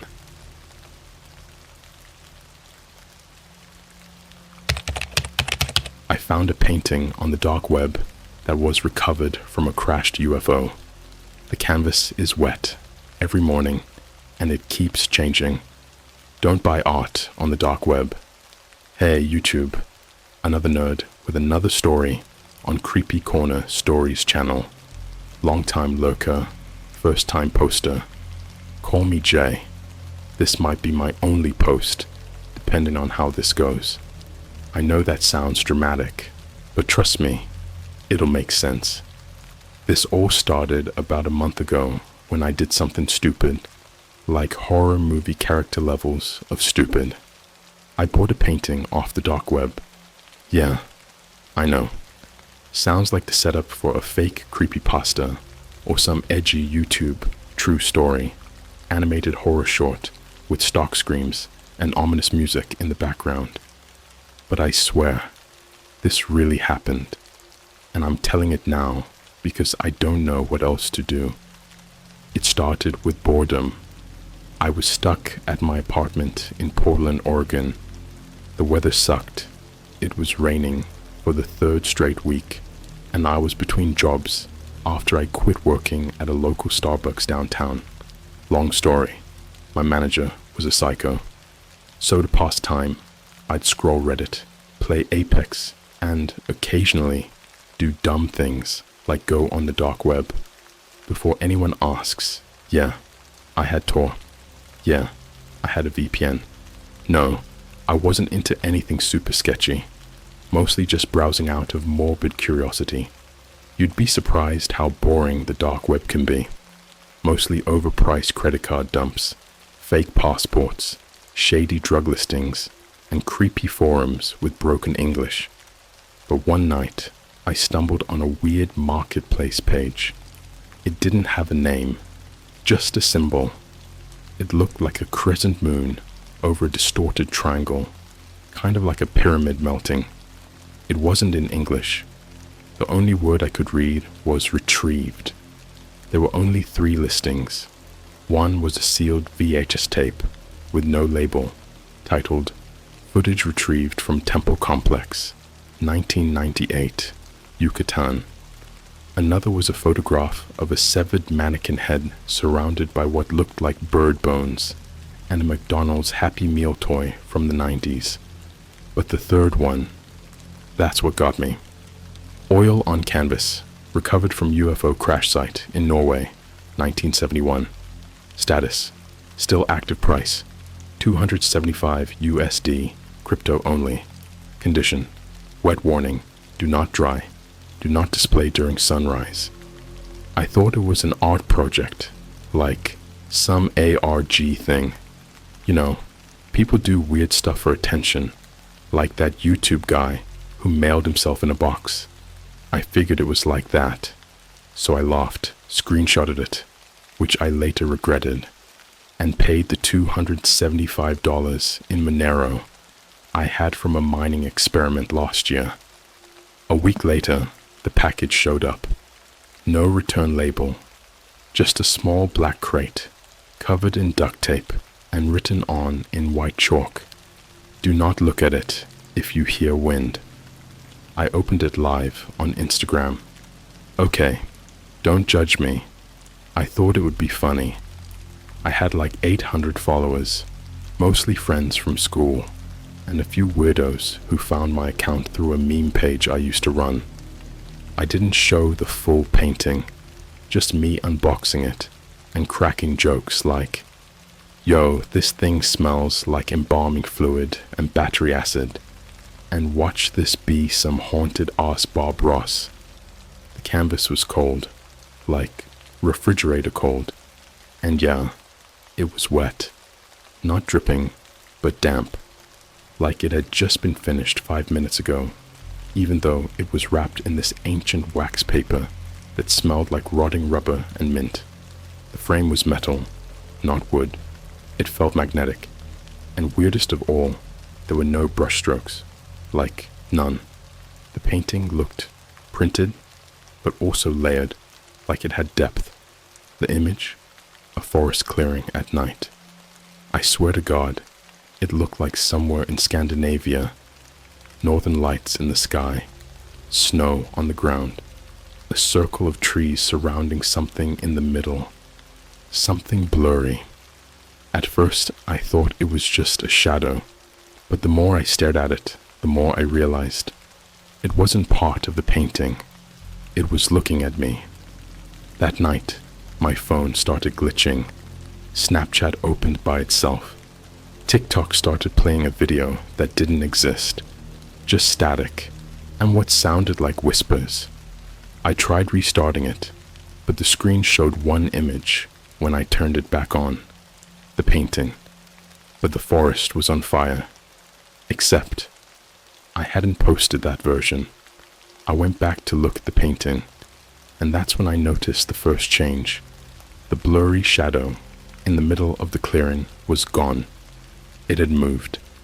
Now it was closer to the bottom of the canvas, facing me. At first, I thought I was losing it. You ever stare at something long enough and it starts to look different? Like your brain plays tricks? But this was different. I took a photo with my DSLR and compared it to the original image I had from the unboxing. The shadow figure was definitely not in the same place. It had moved.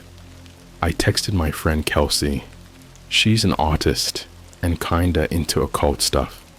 She came over the next day and brought sage, because that's what she does anytime something feels off. She said the painting gave her vertigo, like she couldn't look at it for more than 10 seconds without feeling sick. I think it's not a painting, she said. I think it's a window. I laughed it off. Then we heard the knock. 3 soft knocks on my window. We were on the 3rd floor. No fire escape. Nothing outside, but rain. That night, I dreamed I was in the forest. It looked exactly like the painting. Trees towering above me, snow crunching under my bare feet. But the sky wasn't right. There were too many stars, and they were moving. Something was watching me. I could feel it, breathing behind my ears, not on my neck, behind my ears, like it wasn't in the dream, but in my actual room. I woke up sweating and found the painting had fallen off the wall, but it wasn't facing the wall. It was turned toward my bed. The canvas was wet again, and this time, there were footprints in the snow. Human, but backwards. That's it for part 1. I know it sounds insane. I have pictures. I'll upload what I can in part 2, if I'm still around to tell it, because something's wrong with this painting.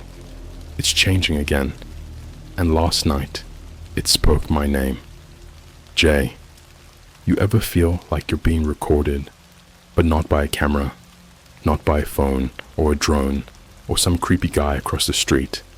I mean like something older, smarter, something that doesn't need a lens or a mic to know exactly what you're doing, to know how fast your heart is beating when you think about it, to know when you lie to yourself just to fall asleep. That's how I feel every night now. I haven't slept in 4 days. I don't even close my eyes anymore unless it's to blink. I've barricaded the painting behind my bedroom closet, covered it with 4 thick blankets, a roll of tinfoil, and a black tarp from my garage. I used duct tape and zip ties like I was trying to seal a biohazard, which, honestly, I might be, but it still talks to me, not out loud, not in words. It thinks into me. It's like drowning in a memory you don't own. It started again 2 nights after the forest stream. I hadn't told anyone else about the painting, not even my group chat. I wanted to just pretend it never happened, but my phone wouldn't let me. Every time I tried deleting the photo, it came back. I wiped my SD card.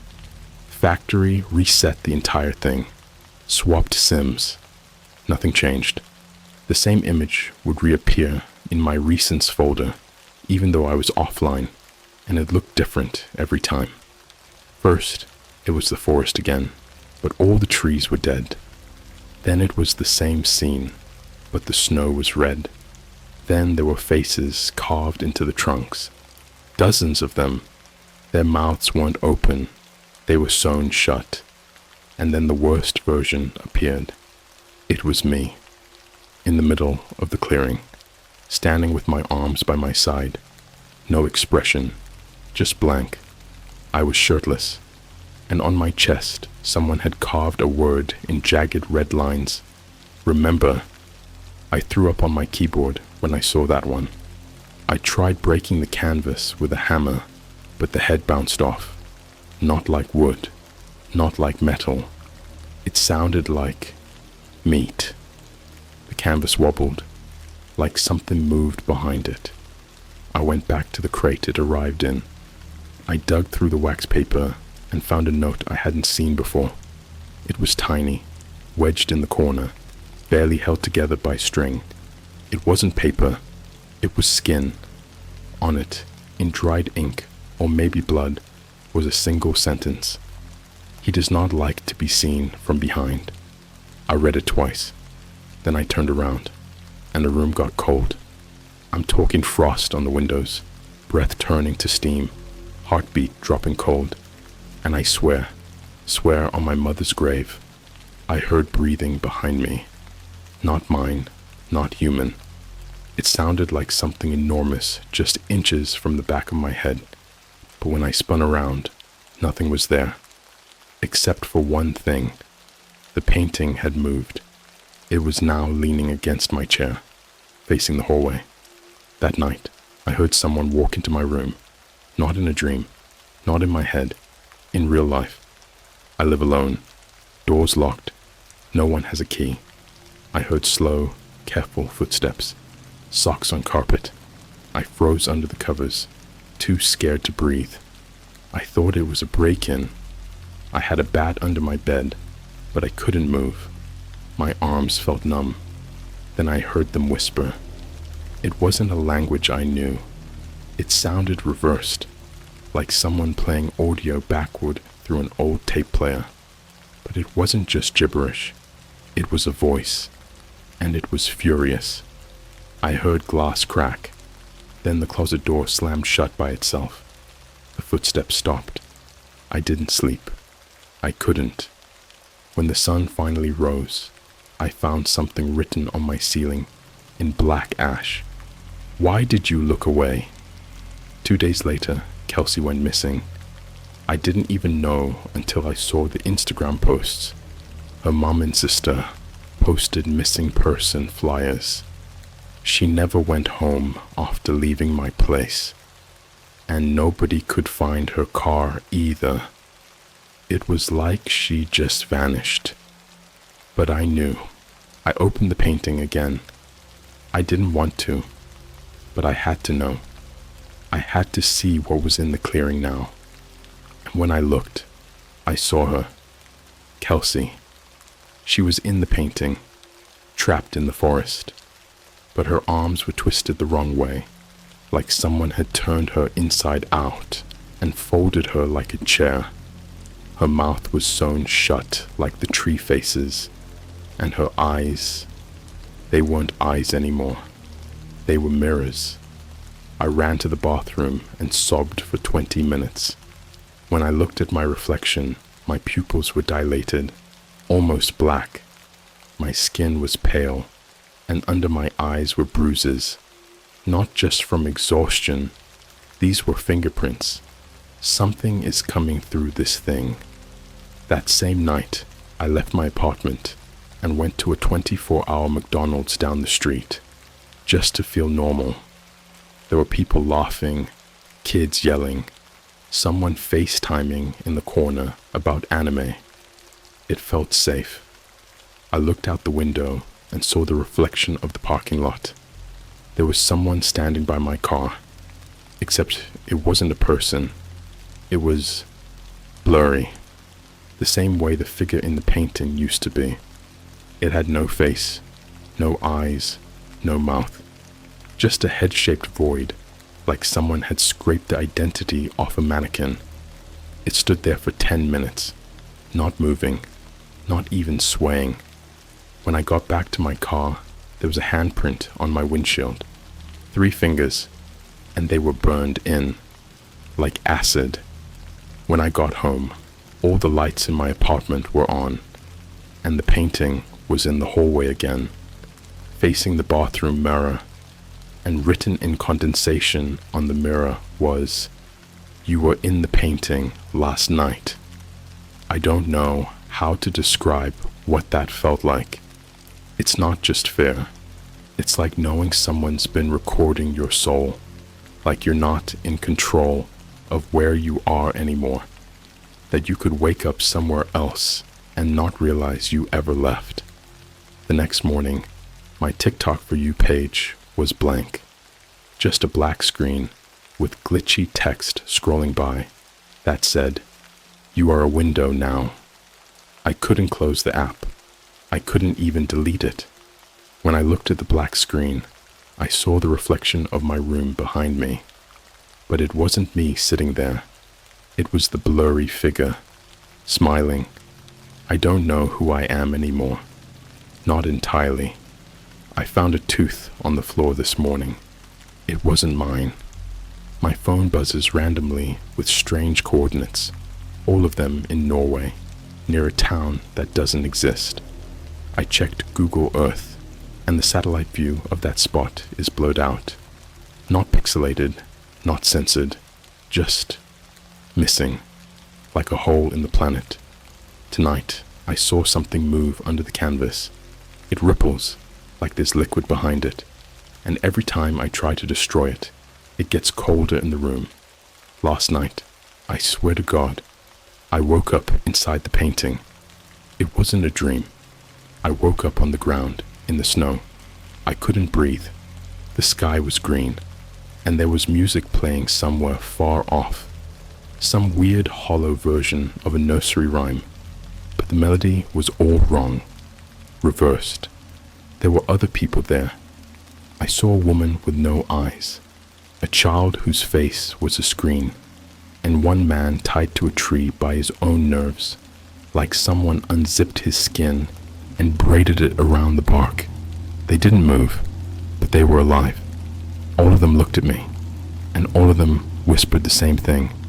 "You shouldn't have bought it." Then the sky cracked, literally split in half, and I saw what was behind it. Not stars, not space, just teeth. A wall of them, shifting, grinding, watching. And then I woke up on my floor, my nose bleeding, my feet covered in frostbite. The painting was on the ceiling above me, dripping, and the drip spelled something this time. 3 words. Let me in. I don't know how much longer I have. I'm starting to forget things. My voice sounds wrong on recordings, and I swear I heard myself whisper something last night that I didn't mean to say. If you're reading this, don't look at the painting. Don't save the image. And for the love of God, don't dream about the forest. There are things that hide in the human mind, folds in your memory where certain thoughts go to rot, places where trauma curls up and dies, only to whisper from the walls when you're half asleep. I used to think those thoughts were mine. They're not. They belong to it. There's a moment, right when you're about to fall asleep, where the brain starts slipping into something deeper. It's like driving off a bridge and feeling gravity change mid-air. It doesn't matter what time of day it is. You feel the drop.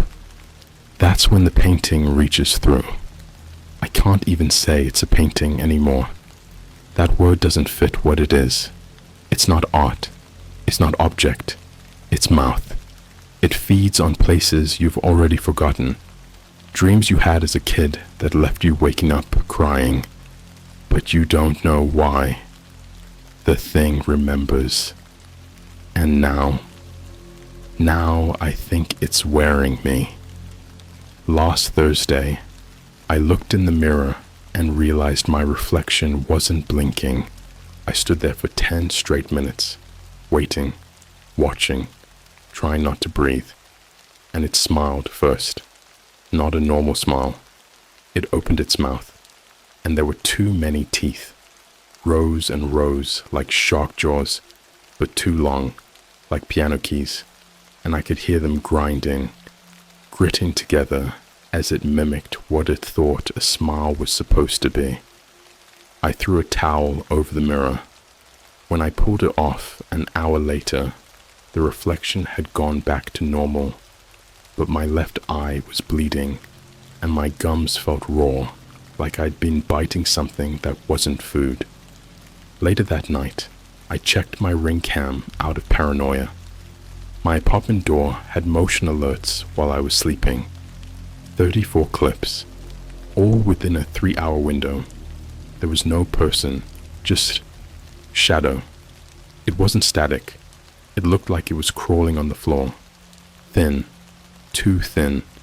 You could see bones, but not in a skeletal way, in a way where it wanted to be seen, like it knew it was being watched and posed for the camera.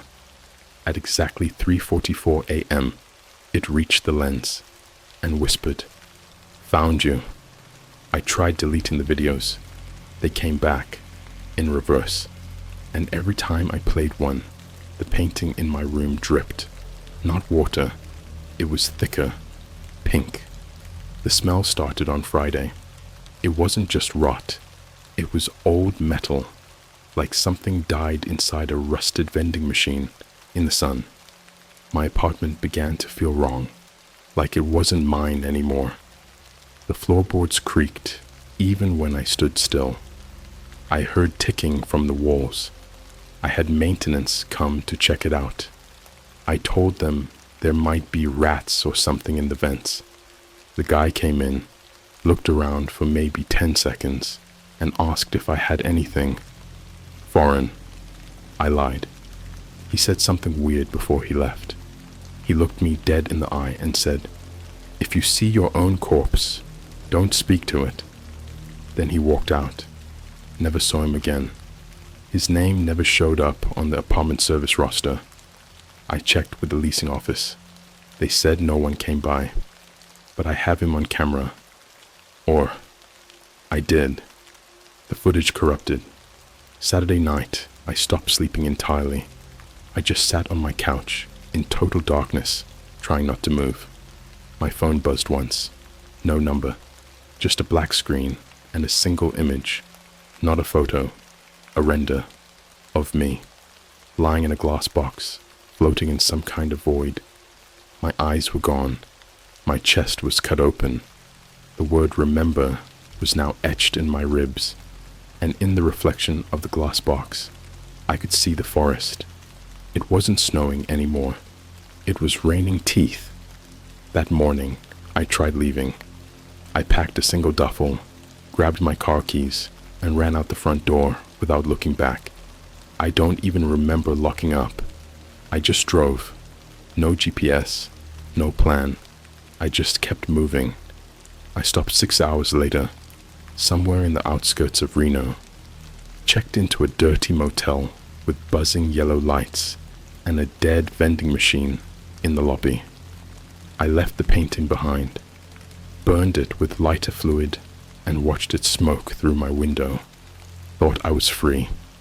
Then I turned on the motel TV. No channels, just one. A live feed of my old apartment from inside the closet, and something was crawling out. It was me, but twisted, limbs bent wrong, skin gray, head turned all the way around like a spiral staircase. It dragged itself into the hallway, leaving a trail of something that hissed when it touched carpet. It stopped at my bedroom door and whispered the same phrase I saw on the canvas ceiling days earlier. "Let me in." Then it turned, faced the camera, and smiled. My motel room lights went out, every window frosted over. I heard my name whispered from the vent, not in my voice.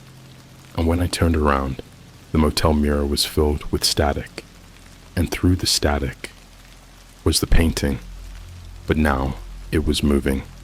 The forest was breathing, and someone new was standing in the clearing, back turned, looking at the sky. I went to the front desk, begged the night manager to help me, told him something was following me, something inhuman. He stared at me like I was crazy until I showed him the photo on my phone. His hands started shaking. He said his brother used to paint things like that.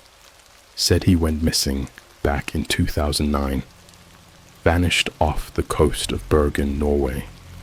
Only thing they ever found was a canvas, one that looked like it had been dragged through the ocean and sanded down with bone. I asked if he still had it. He said no.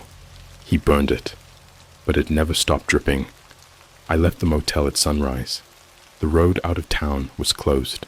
Construction, apparently. I took a back road through the desert. Hours of nothing, just salt and sand and shapes that didn't cast shadows. Then the sky changed. I don't mean the weather. I mean the sky itself. The blue peeled back, rolled up like a tarp, and behind it, the teeth, same as before. Same horrible, infinite wall of yellow-white fangs, dripping with dark, syrup-thick saliva that hissed when it hit the ground. I blacked out, woke up in a ditch, 3 fresh scratches on my back. Not claw marks, symbols, not letters, but I know what they mean now. Their coordinates. Back to the place where the painting came from. Something inside me is changing. I don't dream anymore. I remember things I've never lived. I see people I don't know and feel their pain. The screams echo behind my thoughts, like there's another voice underneath my own, like a second mouth trying to open inside my throat. My spine itches constantly. I've stopped eating, stopped drinking. I'm not hungry anymore, not for food. Last night, I coughed up something hard, not blood, not bone. It was a tooth, but not human. It was too smooth, too long, with tiny etched markings down the sides like runes or circuit lines. I wrapped it in cloth and buried it in the backyard. When I went to sleep, I woke up with it in my hand, and this time, the painting wasn't just in my room, it was on the sky. When I looked up at the stars, they were gone, replaced with that same clearing, same forest. Only now, there was a tree in the middle. Hung from that tree were bodies, all of them facing the same direction, all of them wearing my face. This isn't about a painting anymore. This is about something older, something beneath us. Something that uses art to spread, to infect minds and memories through image and imagination. Every person that's ever drawn it, dreamt it, described it, it now lives in them. It's watching through me now. Every word I type, every post I make, it's watching you too. You've seen the forest now. You're part of it. And the teeth behind the sky, they've noticed. I ripped the mirror off the wall this morning. It didn't matter. Every reflective surface still showed it. It started with my phone screen. I caught it watching me when I turned it on. My lock screen was black. No icons. Just my own dead face. Upside down. Smiling like the skin had been pinned there. Then the microwave. The back of a spoon. The shadows in the water when I flushed the toilet. It's not just showing itself anymore. It's showing me what's going to happen. And I don't think I'm in control of my body anymore. Last night, I woke up outside. I was standing barefoot in a Starbucks parking lot 20 minutes from my apartment, completely soaked like I'd crawled out of a lake. My shirt was inside out. My hands were bleeding. My fingernails were jammed full of soil and teeth. That's not a metaphor. Real, rotted, child-sized teeth. No wallet, no phone. Just a note stuffed into my back pocket, scrawled in my own handwriting. But I swear I didn't write it. You left the canvas unfed. Now you hunt. Underneath that was a sketch. Sloppy, rushed, like it was drawn while convulsing. It looked like a map, leading out to a small house, off an old route in the woods just west of Mount Rainier. No roads, no names, just a symbol in red ink. Same as before, that crescent moon over a melted triangle. The mark of the canvas. I followed it. Because of course, I did. Because I'm not sure I have a choice anymore.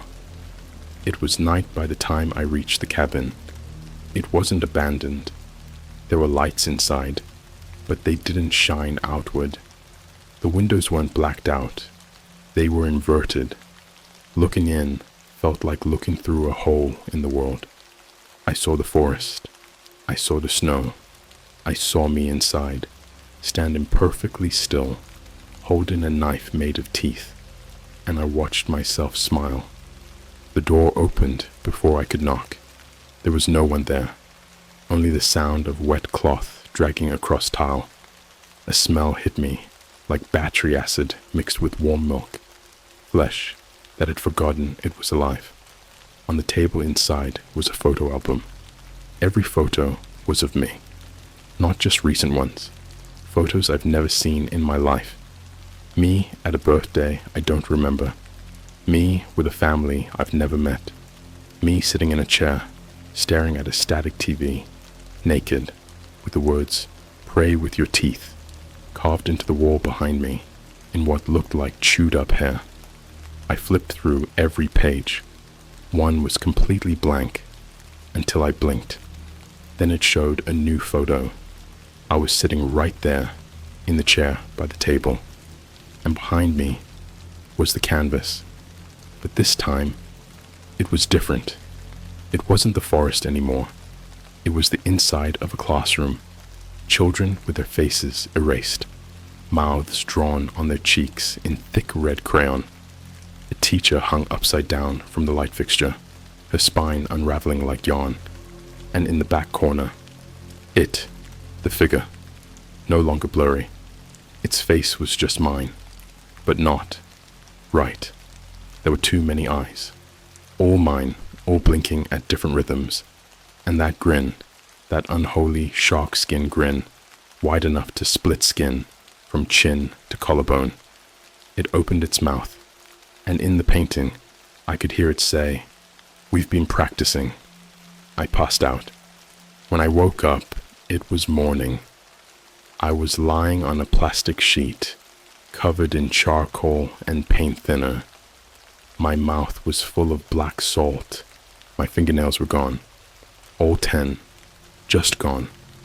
In their place were tiny carvings, each one a number, coordinates, more of them, this time to a field in Switzerland. The exact crash site where the canvas was first recovered. It's real. I've looked it up. It was buried by the Swiss government in 1971 under the name Object 744 Theta. No media ever released, no photos, just one note in a leaked NATO document. Not of Earth, may be sentient, do not allow to be seen. Too late for that now. Everything since then has blurred. I found out someone was murdered in my apartment building 3 floors up, ripped open from the inside. Authorities said he must have swallowed something corrosive. But I saw his photo. I knew him. I passed him in the hallway once.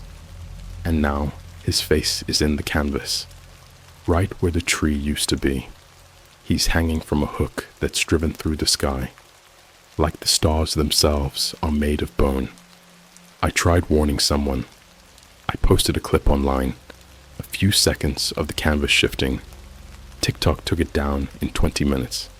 Instagram froze my account. Reddit mod banned me from 3 unrelated subs within an hour.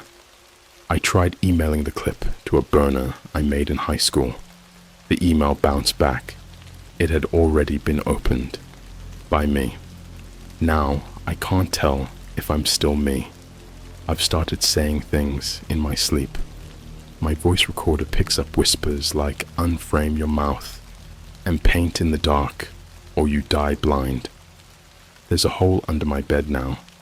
It wasn't there before. It's about the size of a microwave and smells like scorched hair and dirt. Sometimes I hear knocking from inside. Sometimes I hear breathing. Once, I heard my mom's voice saying my childhood nickname. She's been dead 5 years. There's something moving through me now. A few nights ago, I found myself standing over my neighbor's bed at 4:17 a.m. I had no idea how I got there. He didn't wake up, but he had a sketch pad next to his head. The top drawing was of the forest in the painting, and the trees had hands. When I got home, the canvas was gone, not stolen, absorbed. It melted into the floor like oil. In its place was a puddle of thick ink, and in the center of it, a tongue, a human tongue. It whispered my name, then curled up and turned to dust. I don't think I was supposed to find the canvas. I think it was assigned to me, like a parasite waiting for the right mind to nest in. It spreads not by touch, not by smell, not even by words. It spreads by attention. You're infected now, too. If you've read this far, if your eyes even grazed the symbols or saw the descriptions, it's watching you now, just like it watched Kelsey, just like it watched the man in the apartment upstairs. You'll start dreaming of teeth soon. You'll hear music in the static of your phone, and you'll wake up with ink on your fingertips that you didn't put there. And if you draw it, even once, you're already gone. Do not look for it. Do not try to find the photo. Do not save this post, because if the canvas knows your mind, it will find your mirror, and once it sees your reflection, it becomes you. There is no sleep anymore. There is only drift, like when a corpse floats face down in still water, not dead, not alive, just existing in the in-between, waiting for the worms to finish. That's what I am now, a frame, a border for something bigger, something older than language. I woke up underneath my own bed 2 nights ago, not on the floor, inside it. There was no space to fit, and yet I was crammed in with my knees bent the wrong direction, my jaw unhinged, like someone had folded me like paper and slid me under. My eyes were open. There was no ceiling, just canvas, as if the mattress had been replaced by that familiar stretch of living oil paint flesh, and it was moving, pulsing, like a throat mid-swallow. I reached up and touched it. My hand disappeared, not melted, not burned. It just wasn't mine anymore. When I yanked it back, the fingers were longer, too many knuckles, nails like mirrored glass curling downward. My own hand had become a brush, and the bristles were made of nerve endings. I don't eat. I don't sleep. All I do is paint. I don't know where the colors come from. I woke up once to find myself chewing on the inside of my cheek, tongue numb, mouth full of coppery paste, and I realized I was using it to mix flesh tones. Every canvas I finish disappears by morning, soaked into the floor, leaving behind that same chilling smell of rust and breath. And the paintings are always the same place, the forest. But now it's changed. It's not snowing anymore. It's open, like the trees gave up pretending. They've bowed, parted like ribs, revealing the thing that's been growing underneath this entire time. It's no longer hiding. It wants to be seen.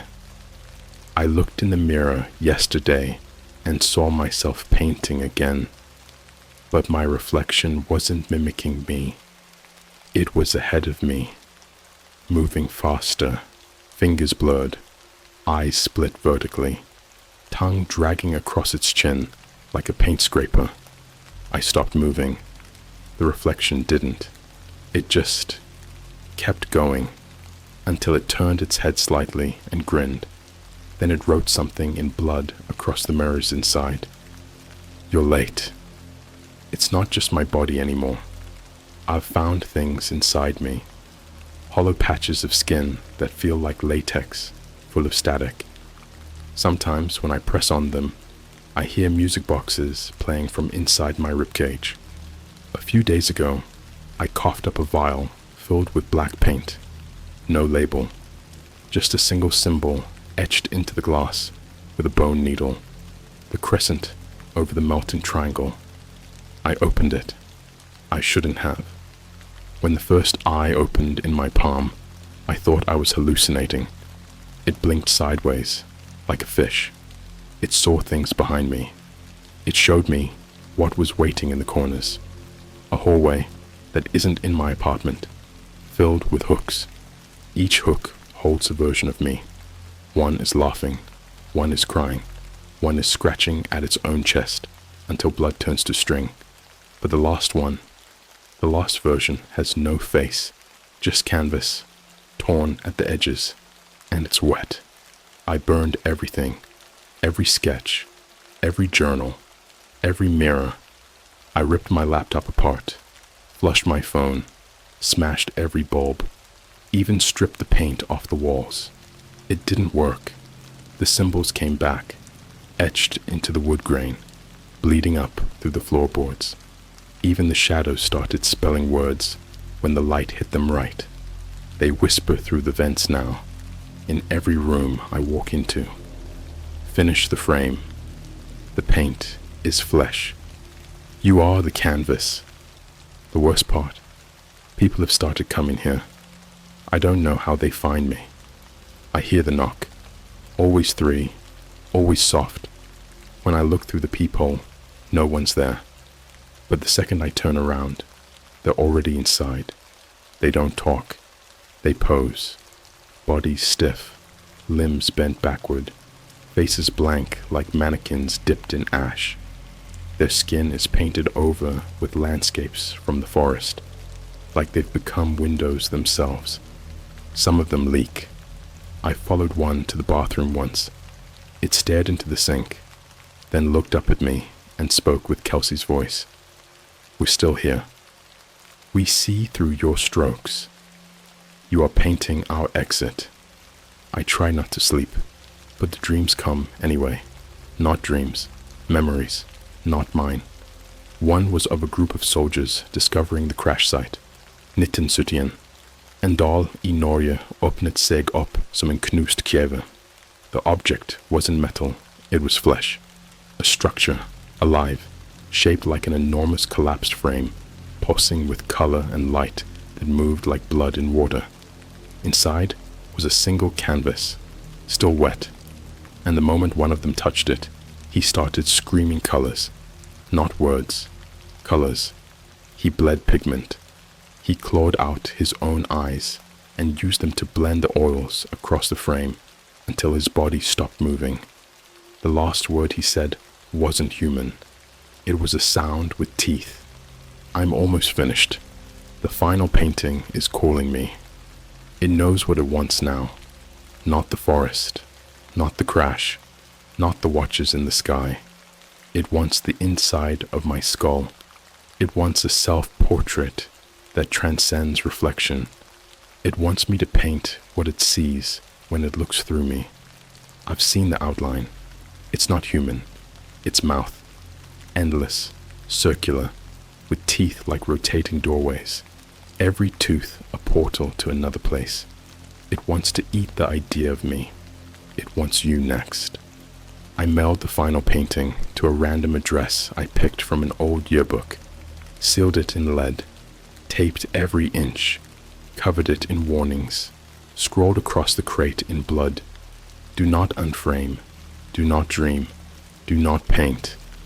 I didn't include a return address. I don't know if it matters. You're reading this now. You've already been seen. You felt the chill crawl into your skin, haven't you? Felt the itch behind your eyes, that little twinge when your reflection doesn't blink at the same time. It's not done. It's just moved to the next mind. Yours. If you see the forest, if you smell burnt paint and milk, if your mirror ever whispers, we are the frame now, it's already too late. You're not a person anymore. You're a canvas, and in the morning, you'll be wet.